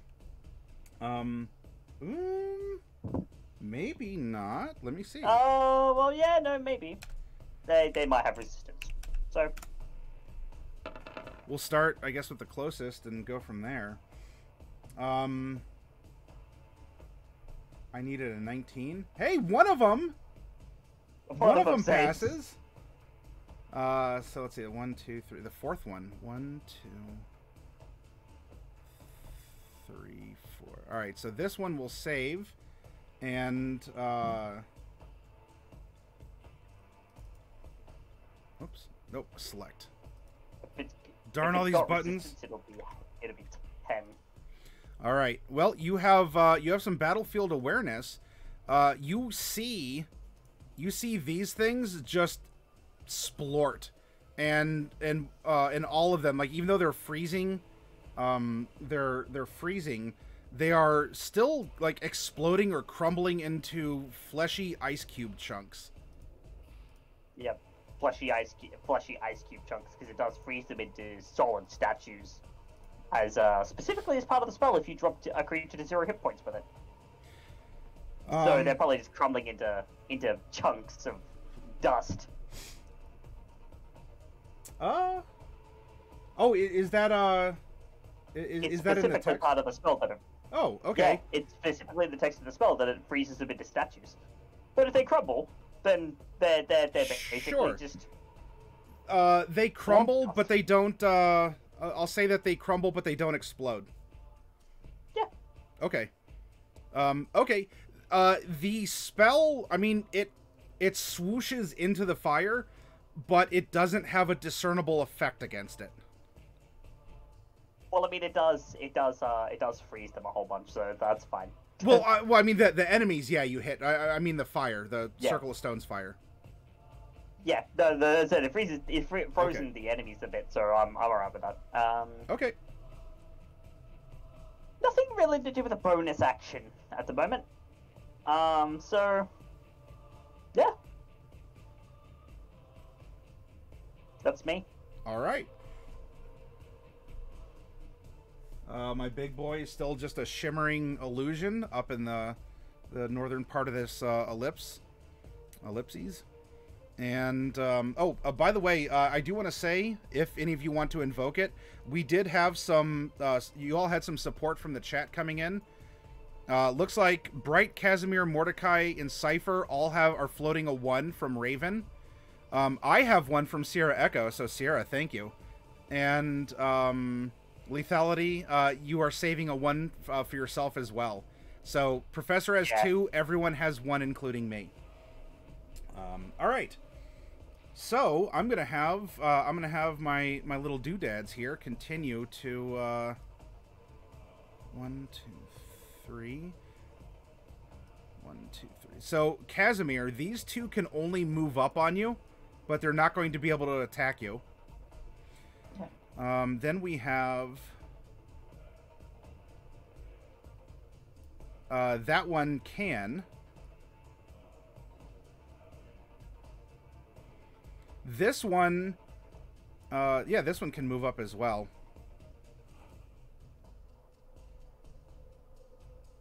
And the other ones, I don't think you can attack. So 1, 2, 3, 4, 5, 6. 1, 2, 3. All right, so only those top two are going to be able to attack you, but you are getting surrounded by these blobs. Then we have our icy chunky crystal ones over here. These ones are going to go 1, 2, 3, and then this is kind of weird, difficult terrain, but I'm going to have them 1, 2, 3. This one's also on the staircase, but I'm going to set it next to him. 1, 2, 3, 4, 5, 6. 1, 2, 3, 4, 5, 6. 1, 2, 3, 4, 5, 6, and 6. And then this one is going to kind of limp along. 1, 2, 3, 4, 5, 6. Oh no! Okay, there we go. Clicking on stuff and it's going all to heck. 1, 2. That is going to be effectively a double move for this thing. Bright, you like behind you, you hear kind of like the suction cup, like, and you just see like one of these weird arms reach up and kind of glomp on, and then it pulls itself onto the top of the tower. But that's going to be its whole move action. Those two are going to start going up the stairs. 1, 2, 3, 4, 5.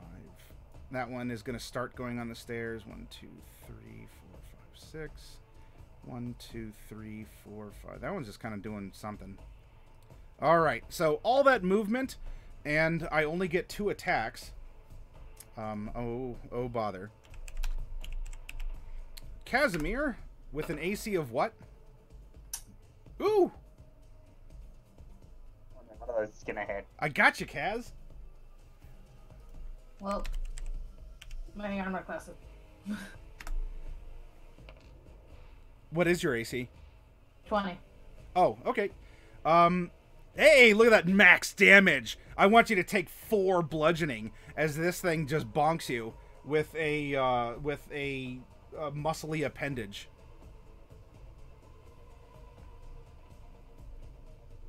That's all. Okay. Yep. All right. You're now surrounded.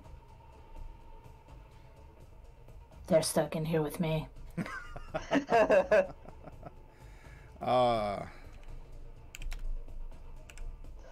You know, I just had this thought of Kazimir in Space Marine armor, basically brandishing a chain axe, being like, no mercy, no respite, and just swinging it around to cleave these things in half.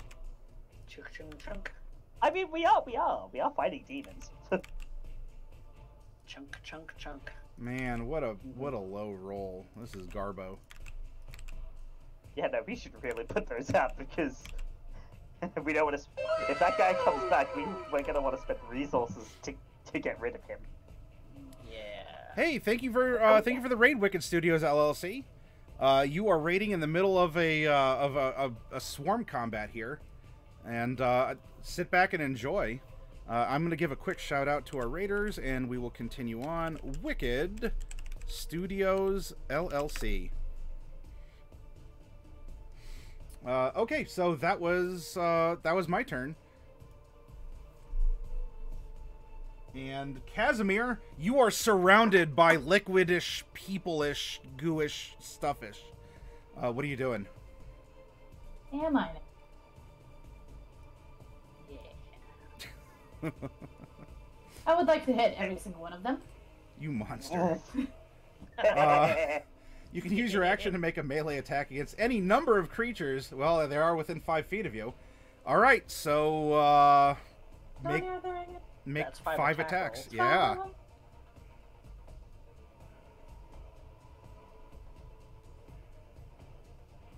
Yeah. hits. Okay. 1,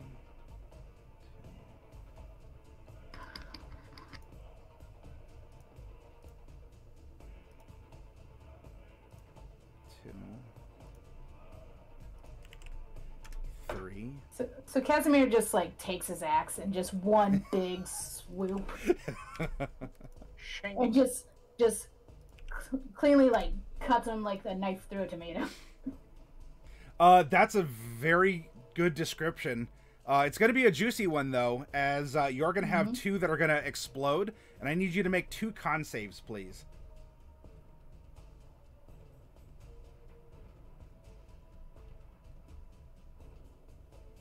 Ooh! 12. Ooh! All right. Kazimir, would you kindly roll 2 D100s? Oh no. 34 and 27. 34 and 27. All right.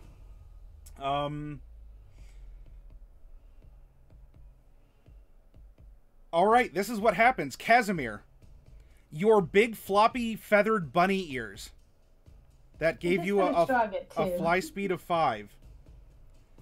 The target's ears tear free from its head and scurry away.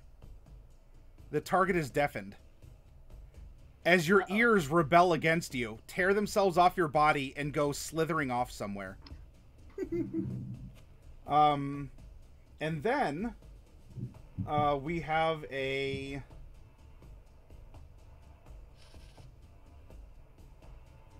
so then what happens? Actually, Kazimir, you're blessed. Yeah.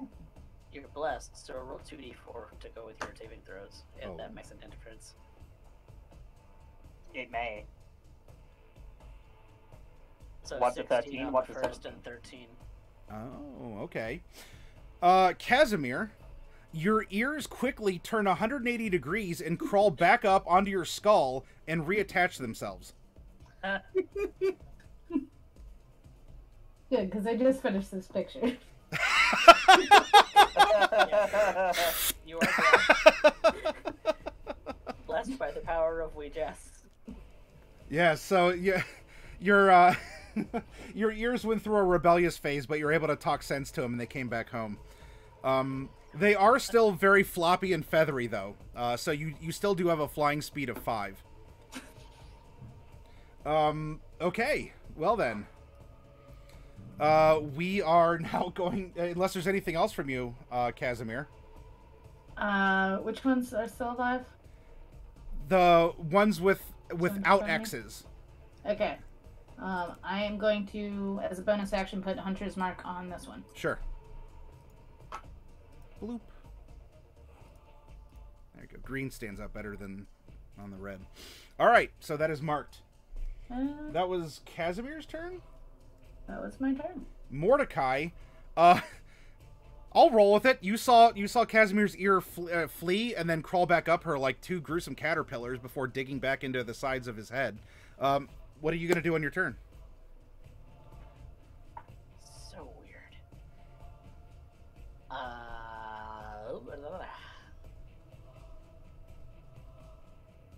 Because.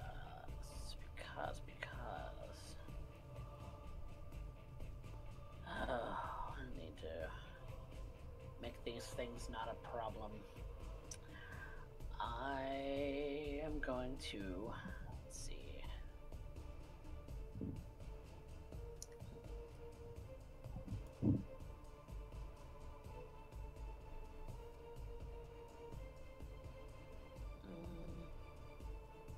Yeah, I'm gonna put a cone in that direction and cast Conjure Barrage. Ooh. So it only reaches out to like right here, but so I want all these guys. Okay, so you're getting all of them. Wait, did the line pass through this one, or is that one left alone? Nope, I was not wanting to move. That one is unaffected. So everything else in this range here, though. Okay, is gotcha. Gonna get hit. All right. Kazimir, your boy Mordecai's learning from you. As you see this magical effect that he lifted off you takes effect. And it is Oh, dexterity. a dexterity save. Man, these things are Versus not. 17. These are not dexterous creatures. Wait, it's a 17. Versus 17. Okay. No, my DC is 17. I cannot pass this. So, none of them. You might get a 20. You might get a No, 20. none of them can pass it. They are very wait. bad at dexterity. They have a -4 at least. At the very least, a -3. Yeah, -4. Oh, wow. Oh wait, no. So that has a dex of 3. No, it is meter beat. I'm sorry. I have a 5% chance. You are correct. They have a -3 dex. 20s. So I need that's not 6. taking It's worth 5. a shot. They're still taking 5 damage each. So, you know. No. Oh, one thought I could get away, but no. Almost. All of them are taking 11 damage.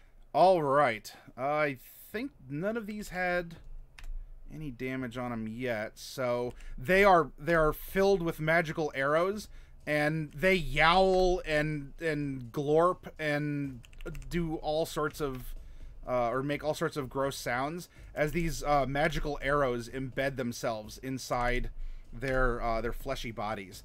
They're the all song just that comes out of the violin is very reminiscent of something very like nature based, so like small town music and things like that. And so when he flicks the bow of the violin forward, that's what they come out of. They all explode from the bow of the violin, and then it retakes its shape after they've been hit. Oh, I love it. Kazimir, your boy's making you proud. All right. You pepper them, and they are all still alive, but they're looking not good for their normal not good state. Like they're having to almost like pull them in the narration. They're kind of like pulling themselves. You see just like chunks of them are kind of stretching out behind them as they're trying to move away from the arrows that have somewhat pinned them non-mechanically to the ground. Anything else, Mordecai, or are we going up to Bright? I am going to join Bright at the top Okay. of the stairs, and that does it for my turn. All right. Bright, you are joined by Mordecai. What are you doing? Hi, Mordecai. Bye, Mordecai. Bye-bye. Okay. So the fire pits. Yes. How well can I see them from where I am? Oh, you can see them. Yeah, you're at the top of the tower at the edge. You can see the 3 southernish ones very clearly. They're not producing smoke, but they do glow with that kind of magical hellish fire that you remember seeing from the tower. Okay. Yeah, and the other ones you can't see simply because of the angle of the height and everything. Okay. I am unfortunately just positioned exactly wrong. Okay. Well, I'm gonna go ahead and this is not difficult terrain going down, right? Correct. Yep, normal going down. Okay. So I'm gonna go down to here, and then remember how I was gonna cast Steel Wind Strike before? Yeah. Yeah, so it's exactly like that, except it happens this time. It happened in the future. You foresaw this coming. Yes, I did. And the creatures that I am targeting. Actually, I'm gonna have to go one more, because I want to make sure. Okay. You can if you want to stand in a pile of flesh goo. Oh, because I'm in the flesh goo. Yes. Well, isn't that delightful? Maybe. Curse these stubby short gnome legs. Well, there's nothing for it. I have to stand in a pile of flesh goo. All right. And then I'm going to go ahead and cast Steel Wind Strike, and I'm going to target 5 of these little puddle jumpers. Sure. That's going to be this one, Uh-huh. this one, Mm-hmm. this one, this one, and this one. and it's gonna be in Ooh. that order. So I'm Oh. gonna roll 4 more. Kazimier's you've been left your quarry. All right. And you have a D. Oh yeah, you I have a also have a D4. D4 You have a for that D4. 13. Oh, I have that 13. So that 13 gets bumped up to a 14 because Okay. I'm pretty sure the others will all hit. Yeah, all 5 of your steel wind strikes are going to hit. Also, Fiara the Tank Girl, thank you very much for the raid. Welcome, everyone. Okay, so I'm probably gonna kill them all, but just in case, 31 damage to each one. Okay. Yeah. Honker of a spell. Oh, And goodness. you get to teleport to within 5 feet of any of the ones that you hit. Yeah, it's almost like that was part of the intended effect. And so I'm gonna go there. All right. So, I need, Well, the big question is, would Brian actually have to make a save for the simple fact of she's literally teleporting all over the place? Yes. I do need one from, Bright. I'm fine with the teleportation timing, but she did stand in a puddle of flesh goo. By the way, welcome, Raiders. No context. And because you were knee-deep in flesh goo, Bright, I need you to make a con save. And Kazimir, I need you to make 2 more con saves, please. Okay, I can do that. I guess I can't do that. Okay. You're still blessed. Oh, yeah, I guess I You can. could I can try. see Okay, if so it goes before- up to 11. All right. I need Bright and Kazimir to each roll a D100, please. 92. 92? 6. All right. Bright, you you manifest and you feel from your feet, I don't know. You could describe this in some gnomish or Bright specific fashion. Mechanically, the target's body becomes unusually brittle, causing the target to gain vulnerability to bludgeoning, piercing, and slashing damage. Oh, Oh, that's poorly timed. So, are you like a porcelain doll now, or do you just need a lot of lotion, or Bright turns to glass. or oh yeah, glass would be cool. Yeah, I don't think I'm that brittle. So, yeah, so what would probably happen would be, just like from all of the hellish fires all around, I just got like this really bad sunburn. Okay, sure. Yeah, you're like super like lobster red and with like cracking skin kind of a thing. Yeah, and it just came on all at once. Like All I was right. feeling fine, and yeah, so I'm just like I'm starting to peel, and it's just really icky.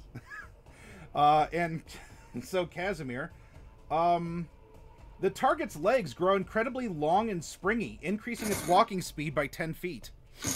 So now you have very long rabbit feather ears giving you a fly speed of 5, and then your legs double in length, and you have additional. If you want rabbit legs, if you like the theme, we could say you get rabbit legs. Otherwise, if you just want long stilty legs, you can have that too. I'm gonna do like deer legs. Deer legs, okay. It's a Cat- slow motion polymorph. Yeah. Or like, let's say moose legs, because Kazimir. Moose legs, okay. Yes. All right. Bright, anything else on your turn? If I have time, I want to look at the fire and see if there's anything noteworthy about it that I can see. Without spending an action to take extra time to think about it, it's certainly magical in some way. This isn't like a normal fire. It looks like fire. It's arranged in kind of a way to look like a circular campfire, and clearly not, because that's what I had in a free asset pack on Roll20. But this is a magical fire that something as mundane as water probably will not put out. Okay. All right, go on. I'm done. Okay.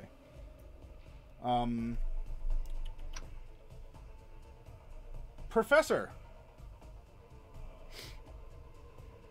Yes. Oh, it I'm is sorry, me. real quick. I just had If any of you saw the Silent Hill movie, there's like a segment that has like a bunch of little burning kids or something running out screaming at the character. Yep. That's kind of how I'm envisioning Bright, as like a burning kid with like crackly skin.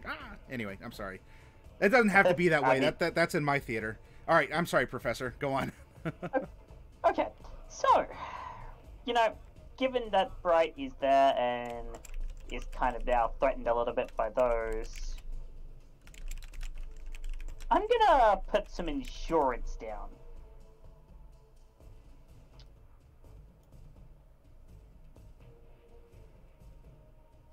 Yeah, just check how big it is real quick.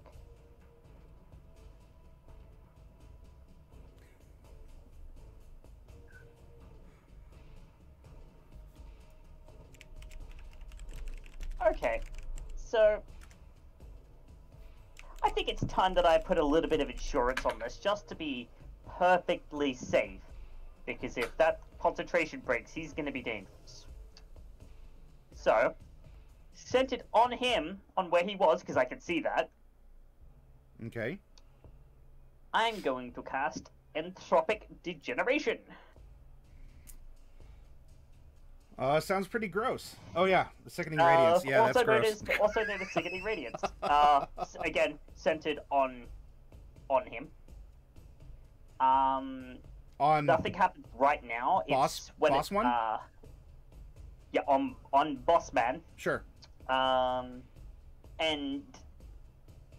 instead of it being dim greenish light, it's probably this purplish light with a with this geometric kind of part pentagram, part, probably some very obscure geometry on the ground. But when anything starts its turn in it, or moves into the spell's area for the first time on a turn, it needs to make DC 19 Constitution save. I'll take 10 damage, and suffer a level of exhaustion. Okay. It also emits a dim purplish light in a 5-foot radius, making it impossible to benefit from being invisible. All right. Can you put that zone down? And I can. Was there anything else on your turn? No, Okay. that was all. Okay. Yep. Go ahead and put that zone down. I'll start with the monsters that aren't inside it, and then when I see where you have it, I can resolve what happens when they start their turn. Yeah, so I need to make a 30-foot by 30-foot. So 1, 2, 3, 4, 5, 6. So I need to make a 6x6 square. This one here is, well, actually these are medium creatures, so 5, they're actually gonna have to line up. 4, 5, 6. Ooh, I have the one with the hunter's mark still on Kazimir that's alive. Yep, and then I'm gonna move it. Is it a 30-foot radius or a 30-foot cube? It's a 30-foot radius, so it's gonna be centered on him. It's just I made it a square to make it easier to actually move around. That one was next to Bright. I'm gonna try and bonk Bright. What am I doing? I'm horrible at this game. 2, 3, 4, 5, 6. 1, 2, 3, 4. Because 5, if 6. Oh, that's 30 foot diameter, so that needs That's- to be. yeah, All right. This one's gonna Wide move up. up one more, but I gotta. That one's gonna slurp up the steps and attack. Then these are gonna Give me just a moment. line up. There is a live one under the not live one, but these are just going to try and pool. Sorry. And then that one moves up. 1, 2. Should be a 3, 12 4, by 12. 5, 6. Let me redraw that. That's fine. I still got homework to do here. 1, 2, 3, 4, 5. Oh, they're all queuing up in line. Even in hell, there's a line. I guess that's really what hell is. Just wait in line forever.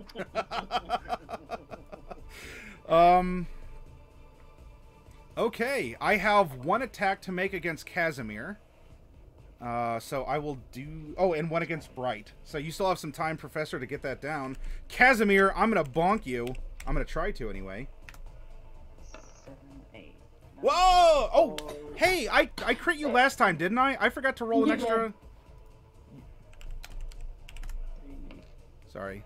I'm gonna invoke DM's privilege and deal 2 more bludgeoning damage against you from that last one. This one, I promise. What? No, not 2d20. Ah, that's way too much damage. I meant 7. As this one, I don't know. This one, I don't hits you where it hurts. I guess it gives you a stinger or something.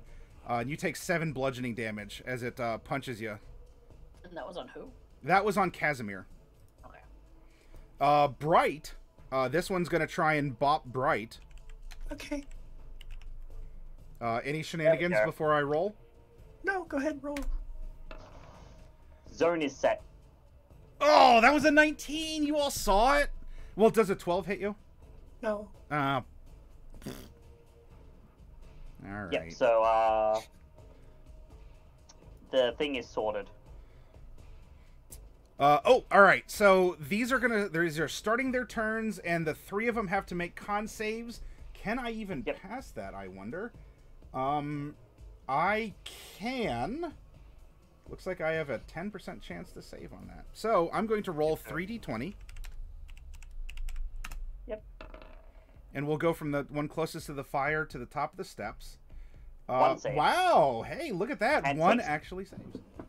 So it's going to take no damage, because it is a Save powerful. I will do that to roll damage. The other 2 are taking 24 damage, and I'm pretty sure that just kills them straight up. Yes, they do in fact explode into flesh goo.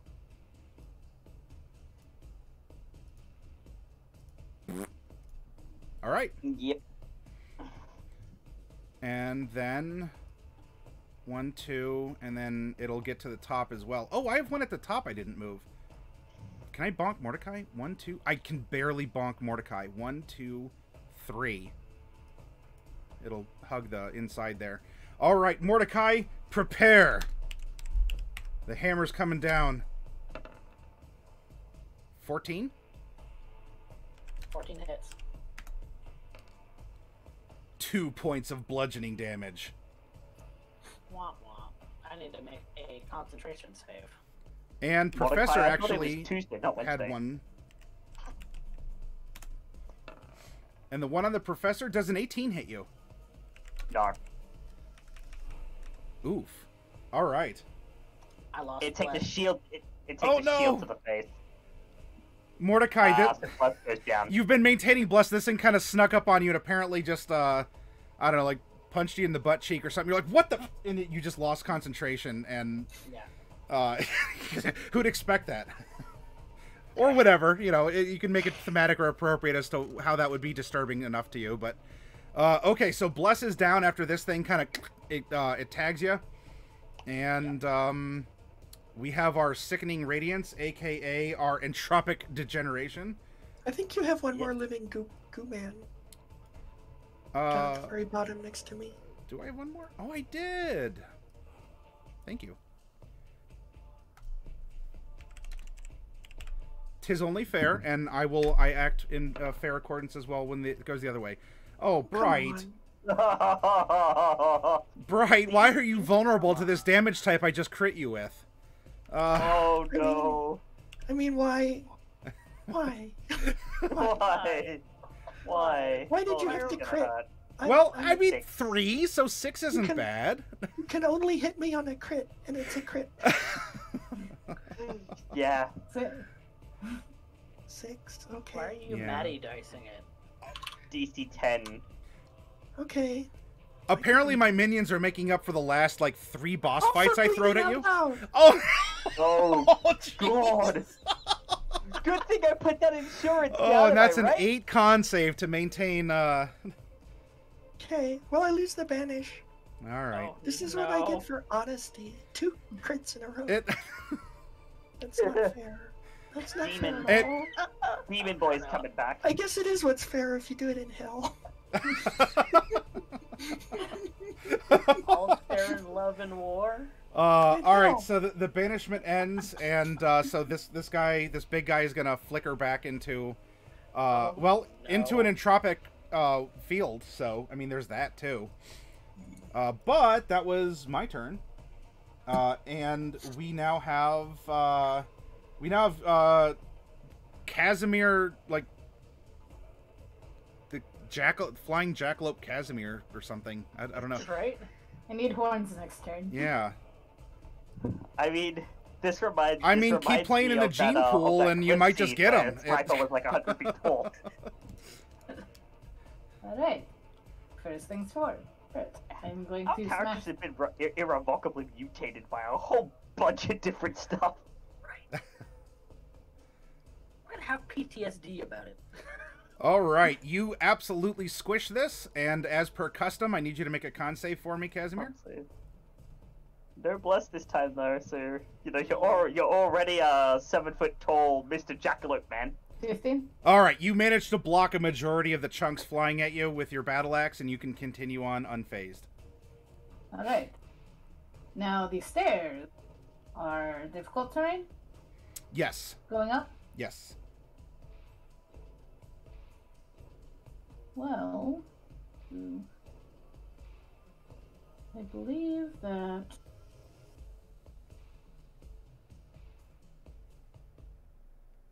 Here it is. Moving If it's through not magical, it doesn't affect it. Yeah. It's certainly a weird, hellish landscape you're in, but I mean, they're still stone stairs, so yeah, Landstride. I'll give it to you. Kazimir, you can do a hop. Unless you want to trudge through the puddle, you can take a hop over the goo and start going up the steps. Yeah, hop. Okay. So just go around Mordecai. I should be able to get here. Okay. Because I think that's 30 feet. And Yeah, that'd be 30 feet. I will use my extra attack. Darn windows. Extra attack. On this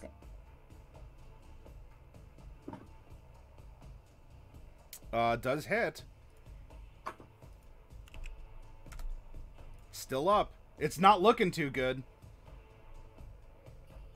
I'm going to use, and then last thing will be my bonus action to put Hunter's Mark on this guy here. Sure. And marked. It's my turn. All right. Mordecai, Kazimir, very lively, sprung up the steps, is beside you, kersplatted mostly, the thing behind also you. like a foot taller than you now? Oh, yeah. Oh, yeah, that's... So weird. You use your deer legs to spring up the steps.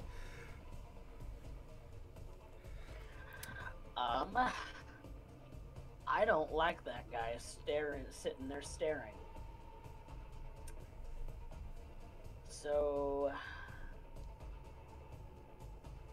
Mordecai is going to pull out a pendant that he got from Celine's things, Okay. and cast Dawn with it. Oh. And it is going to be centered on him. Ooh, a 40-foot high cylinder. 30-foot radius. So in the the same cube. square, yeah. Yep, in the same cube that I put up there. Okay, so there's two effects there. Gotcha. Yep. But I can move mine, so I'm gonna make one. Bright, with your concentration broken, does he materialize at the beginning of his turn, or is he materialized right now since the He spell broke? materializes Materializing. instantly. Yep, so he's there So right he's, now. he's there right now. Oh, all right. However, He hasn't started his turn yet? turn yet. I mean, Yeah, he he get hasn't his started turn in his the turn. normal initiative order. Yeah. However, he will save against this right now.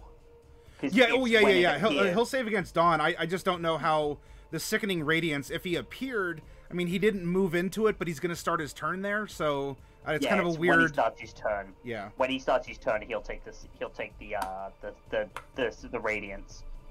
But the Dawn just happens straight up immediately. So you'll Okay. need to make a save for him. All right, this is a Constitution save DC 17. 17. Yep.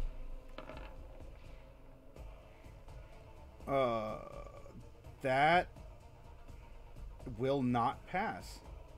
So he's gonna take 24 radiant damage. Sweet. Yes, Dawn comes down, or so much as, I guess, Celine's Dawn. Did you have any special considerations for Dawn as Celine? Yes. Basically basically a massive angel hangs above the center of at the top of the cylinder and is basically projecting the beam downwards like a spear from heaven. So there's now this massive glowing angel in the sky. Yeah, there's now this massive angel in the sky. Probably very vaguely Celine figured, but with the long hair and all of that, just casting down this beam of black wings to and a black demons, cloak. hyper-death. Yeah. Okay. Bop. It won't affect where you cast it, because at first I'm like, oh, do you need to see it? It just has a location you can specify, and there's already a mark of that that sickening radiance, so that's...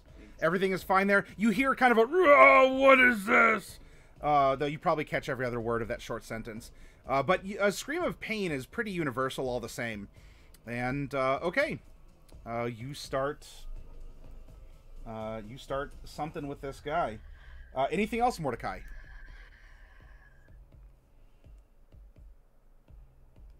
No, I think that's it. Okay. Then it goes up to Bright. Oh, that's me. Okay, so I want to... I mean, I don't want to, but I want to. I want to investigate the fire more closely. Okay. And I also want to look behind me Speaking of and see which, if I have line of sight to that demon. Because I don't understand exactly how the pillar works. It's literally just you specify, so long as there's a landmark there that allows you to... The pillar, like, is it solid? Is it like standing on a tower? How does it work? So I can see whether I can see the demon or not. Oh, it's you will not be able to see the demon because it is a solid pillar and a solid staircase underneath the steps. So being on ground level from there, you're not going to be able to see this to see the demon. Okay, that's good enough. So I want to go ahead and spend my action to investigate the fire and see what I can learn about it. Okay. I did have a question about yes. the fire actually in mind. Is it affected by the dawn?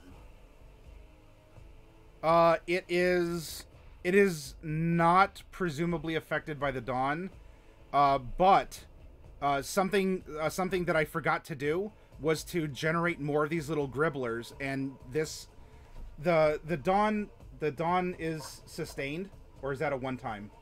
Yeah, it's sustained. Okay. As long as I have concentration. Oh, well, there's a double layer here anyway. So this is you will not be able to see the fire from where you're at, Mordecai, unless you move, because the fire's on the ground. Specifying a vague area that's already highlighted is okay, but if you want to see the fire, you'll have to move. Do you want to do that at all? Well, no, I just said it was centered on this guy. So if it's centered on him, I don't have to see the rest of it. No, right. Your spell went off. I'm just talking about the fire. Okay. Mordecai, because of the height, you don't have the angle to look down on the fire at floor level. Unless you move. So I don't know if it's been affected or not. Correct. Yeah. Okay. Yeah. Yeah, they weren't emitting like pillars of black smoke. Otherwise, I'd indicate that for you. So you don't know if it is. However, there is going to be an interaction here because I do have some more little gribblers that are spawning, and I'm spawning into 2 different zones. So what is going to happen is, Professor, from where you're at on the staircase, you can look to your right, and you can see the fire. You do have an angle on it, and you see in this weird mix of this deathly dawn glow, and then your own like weird geometry. It's making a weird special effect here. But you can see that the fire kind of flares up, and one of these things, I don't know. Oh, if I'm talking about the Silent Hill movie, there's like a weird figure in the school that goes into the bathroom. If you know the scene I'm talking about, like the feet over the head contortion. Like this thing is kind of like putting like feet first up over its head and is gonna like roll out of the zones. And as it's doing this, this thing just withers under the zones that are there, and this thing just it melts, and as it melts, this goo puts out the fire. Oh. And cool. no more things crawl out after the first one has been nuked and puts out the fire with its effluence. Sweet. So spectral hypermurder. Put that on my shirt. I think I even have, yeah. If I make this one, haha. Take that, roll 20. Okay. So that is what happens there.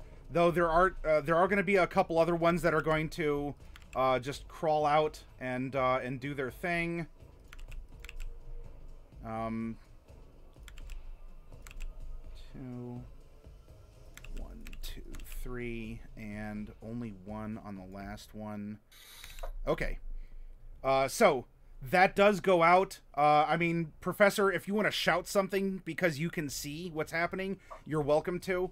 Bright, I'm sorry to... I had to take a step back because this would be, I'm presuming, relevant for you as a party. Extremely. What happened. Yep.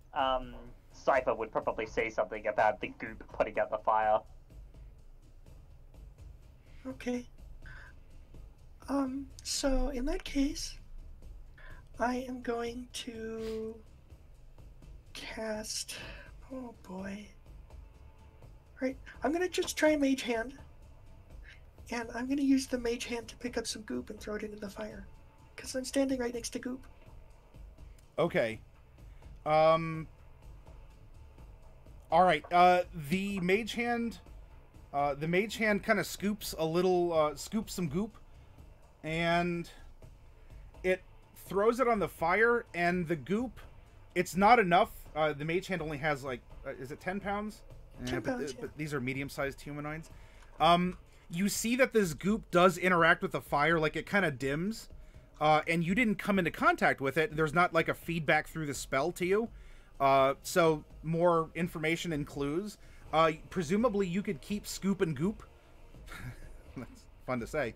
You can keep Scoop and Goop that way, but you're going to need more than what a single action of a Mage Hand can dollop onto the fire. But Okay. it does dim. It does suppress it some. Okay. Well, I'll take care of that next time. For now, I am going to go ahead and, I'm going to very carefully tiptoe, and I'm going to go here, and then I'm going to go here and stand in the middle of the goop. Okay. Without stepping in any of it. And yeah, if they want to take opportunity attacks. They will try to, I'd say clumsily, but the dice have been on hellish fire. So let's see. Dice again. Yeah, jeez. Maddie dice is good dice. A 9 and a 6. I believe neither of those are going to hit through your mage armor. So they will try to bonk you, and they unsuccessfully do so. Yeah, I tiptoe right past them. Yep, you bloop, go into diagonal. Yeah, okay, that's, darn it. I should have had more faith. I wasted my whole turn. That's okay. I'm done. Your optimism is the ultimate shield here, perhaps, Bright. Now we go over to the Professor. Now, the big guy's anguishing in the zones, but you do see that the fire has been put out. You also have an army of gribblers that are coming up the stairs to you. What are you doing? I see. I see this thing in front of me. Right here. I don't like that. Okay, bye. Oh, alright then. Alright, you are surrounded. When you take your misty step, instead of a silvery mist, you're getting an effect like someone just stirred up a charcoal grill. Like you're getting some embers and smoke. In fact, this would be almost like as we know, the Cape of the Mountebank. And as you appear, there's kind of a sulfurous smell when you reappear in your swirl of embers. The spell mechanically goes off, but it has been altered in some way, and you smell slightly of sulfur. That is fine. This entire place probably smells of sulfur. But I see Big Demon Boy. Yes, yeah. You're at the edge. You can look down on him. Yeah. 1, 2, 3. Those are each going to hit.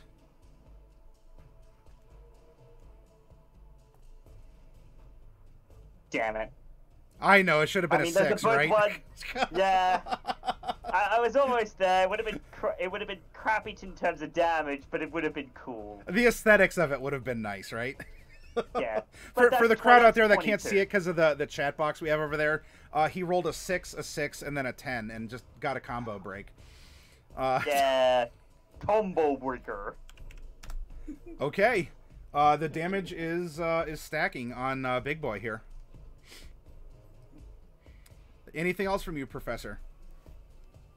No, that was my bonus action and my action. I mean, if you drag your feet, that'd be cool, because I have some start of turn effects I'm not really looking forward to. No. No? No. I gotta go now. Yep.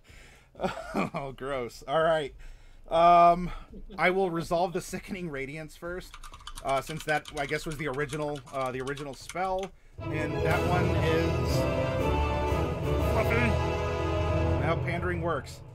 Reset for start of turn effects.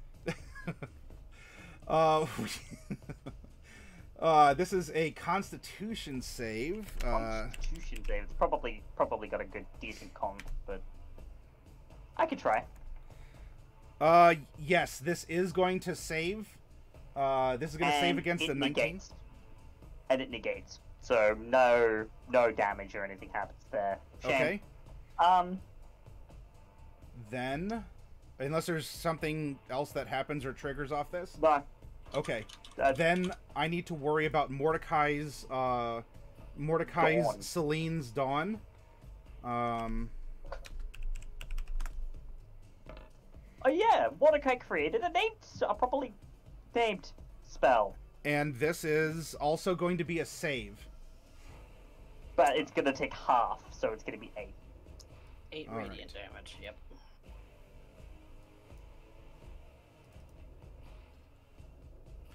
Got it. But at least I can move mine.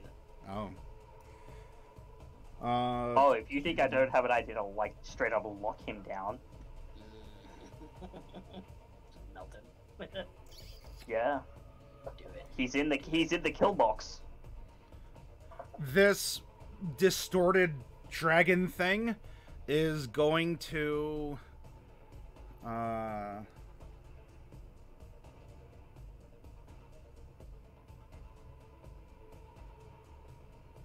right, it is going to leap up, and it is going to not really leap, it's actually flying.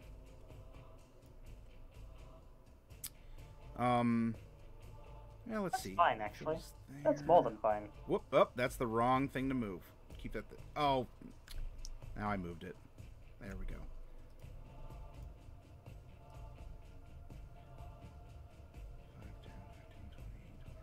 Oh yeah, plenty of fly speed. Is going to land here, which is going to squish this thing, and it just kind of it splorts out. It doesn't seem to affect Big Boy here. Probably and non-themed. Then it is going to turn to the Professor and conduct a multi-attack. You see, Professor, in maybe an eerily reminiscent style, it manifests a flaming spear in its hand, and it is going to attack you with it. Sure. It'll attack you twice with the flaming spear. That is going to be a crit and a 27 to hit. Cutting Oh, word. those are both gonna hit. Cutting words on the crit, yeah. No, not on the crit, on the On other the one. non-crit, yeah. On the non-crit, Does 20 hit Cutting then? the scale on the crit. Actually, I do have a response to that. I didn't want to have to use my last spell slot, but I don't really have a choice. Well, Okay. All right. So you cast the shield. What does that do? Like, does it like plunge into the shield and like kind of go in a different direction, like a portal thing, or like how is this your magic? yeah, probably. interaction?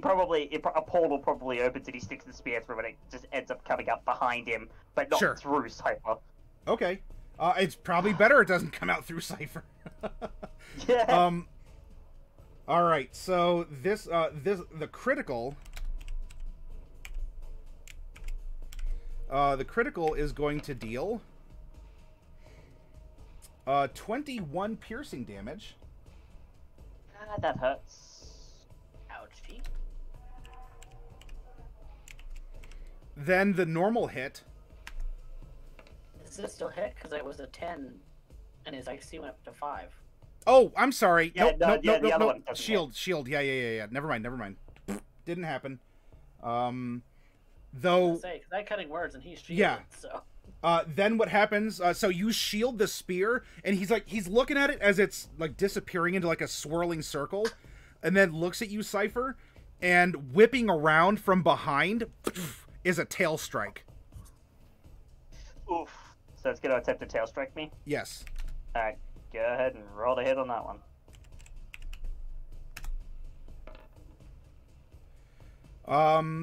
Oh, you It's still still have plus you still have 5. shield though. So Yeah. so this is gonna be a 26 to hit with his tail. That does still hit me. That does still hit me. All right. Yep. A plus 10 to hit on a big demon like this? I'm not surprised. So I don't know. Maybe he looks at the spear, looks back. He like shoves his tail through the other portal, and then it comes out the side that the other spear's going into, and it pokes you through it. And this is going to be. This is going to be 9 piercing damage, and I also need you to make a Constitution saving throw, please. Oh. Oh, you. Fine, I don't want to show you my cool effects. It's your loss. All right. Oh, so you're not gonna like what happens next.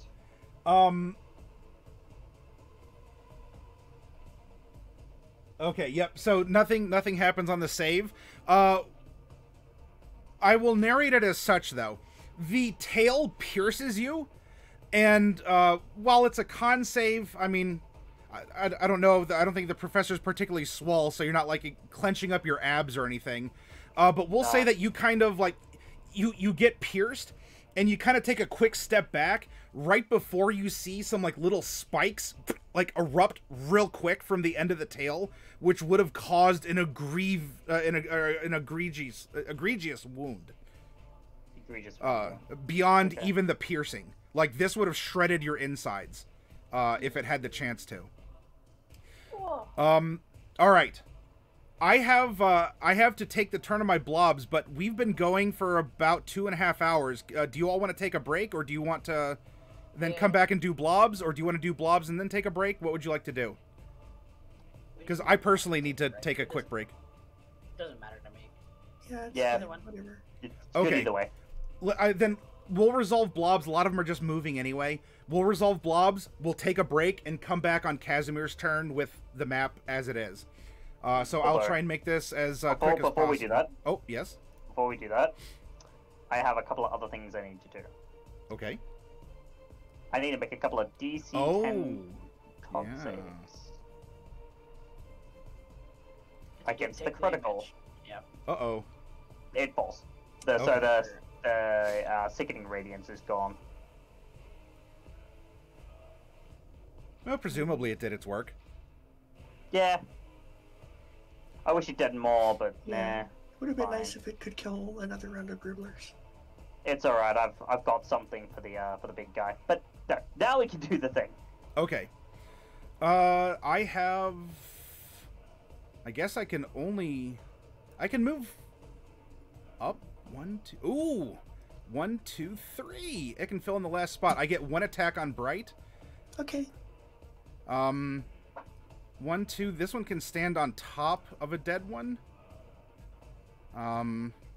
So, move the... Well... So are we taking the break, or are we doing the gribblers? Gribblers, then break. Okay. 1, 2, 3. So these ones are just going to... that one is occupied, so there's 2 attacks there. That one can only double move. 1, 2, 3. This one can only double move. So that it's not going to attack, but you do have one by you. 1, 2, 3, 4, 5, 6. This one moves up next to it. 1, 2, 3, 4, 5, 6. This one moves... I think it was diagonal next to it. 1, 2, 3, 4, 5, 6. 1, 2, 3, 4, 5, 6. 1, 2, 3, 4, 5, 6. I had 2 on Bright, so I'm going to roll 2d20s. And neither of those are going to penetrate the mage armor. I presume a 15 won't? No, 15 isn't enough. Okay. So they bounce off of your modified cosmetically armor. These are going to plop uphill, just barely be able to make it up. Let's see, so that's they can only move 3, so that's kind of a half. So this one can only really just move up to Mordecai, but cannot attack. This one spends everything, and the others are just going to bottleneck on the steps going up and queue up like proper devils. Or demons, or whatever they are. They're all waiting in line. This one, 1, 2, 3, 4, 5, 6, moves over. The northern one doesn't spawn anymore because the fire's out. And then we go 1, 2, 3, 4, 5, 6. This one can hop. Can hop up and, I mean, get like an extra foot of movement, but whatever. This one can hop up, but these others are going to be double moving up the steps, so that's all they can do. So, Kazimir, you have 2 frogs on you, but they're all lining up on the steps. So neither hit Bright, and let's see if either hit Kazimir. And then I have one on... I have 2... Oh, one can't attack. I have 1 on Mordecai. 2d20 on Kazimir. Neither of those are going to hit Kazimir. And then 1d20 on Mordecai. And oh, what? I'm sorry. Did I miss something, or? Sentinel. Oh. So I get Yeah. That doesn't attack him. Oh. No, you're fighting with me. Okay. Yeah. And you splat this thing into goo. And that I need a con save from both Mordecai and from Kazimir, and that will end my my bad guy turn. Save, and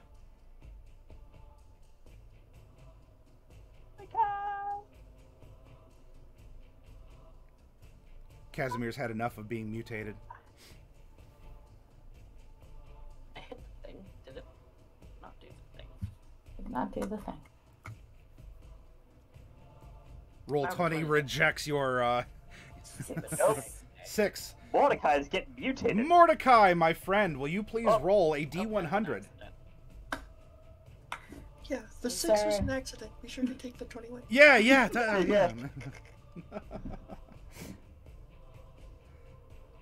My roll 20 has been real slow today. Roll 20 in general has been relatively slow today. 38. Oh, Mordecai. 2 of the target's teeth turn into tusks. And I think I know which 2 we should turn into tusks. Yeah! Mordecai, you got some, like, mega fangs. I guess if you make a bite attack for whatever reason, like, we'll increase the damage. But yeah, Mordecai, so this stuff splashes on you. You didn't even have to drink the blood, but it kind of, like, absorbs into you. This is a lot like the way that you can transform and take on properties of people that you have tasted before. So it's a familiar feeling in a sense. and you just feel your vampire fangs. You have like saber-toothed tiger tusks that are just massive and sharp. As you rearrange some. It makes it very weird to talk right now. On break. Go grab 2 shots and just put them All right, break time, everyone. Let's take about 10 minutes, use the bathroom, get a snack or whatever, and we'll come back, and it will be Kazimir, then Mordecai's turn to do things. So I'll see you soon, everyone out there.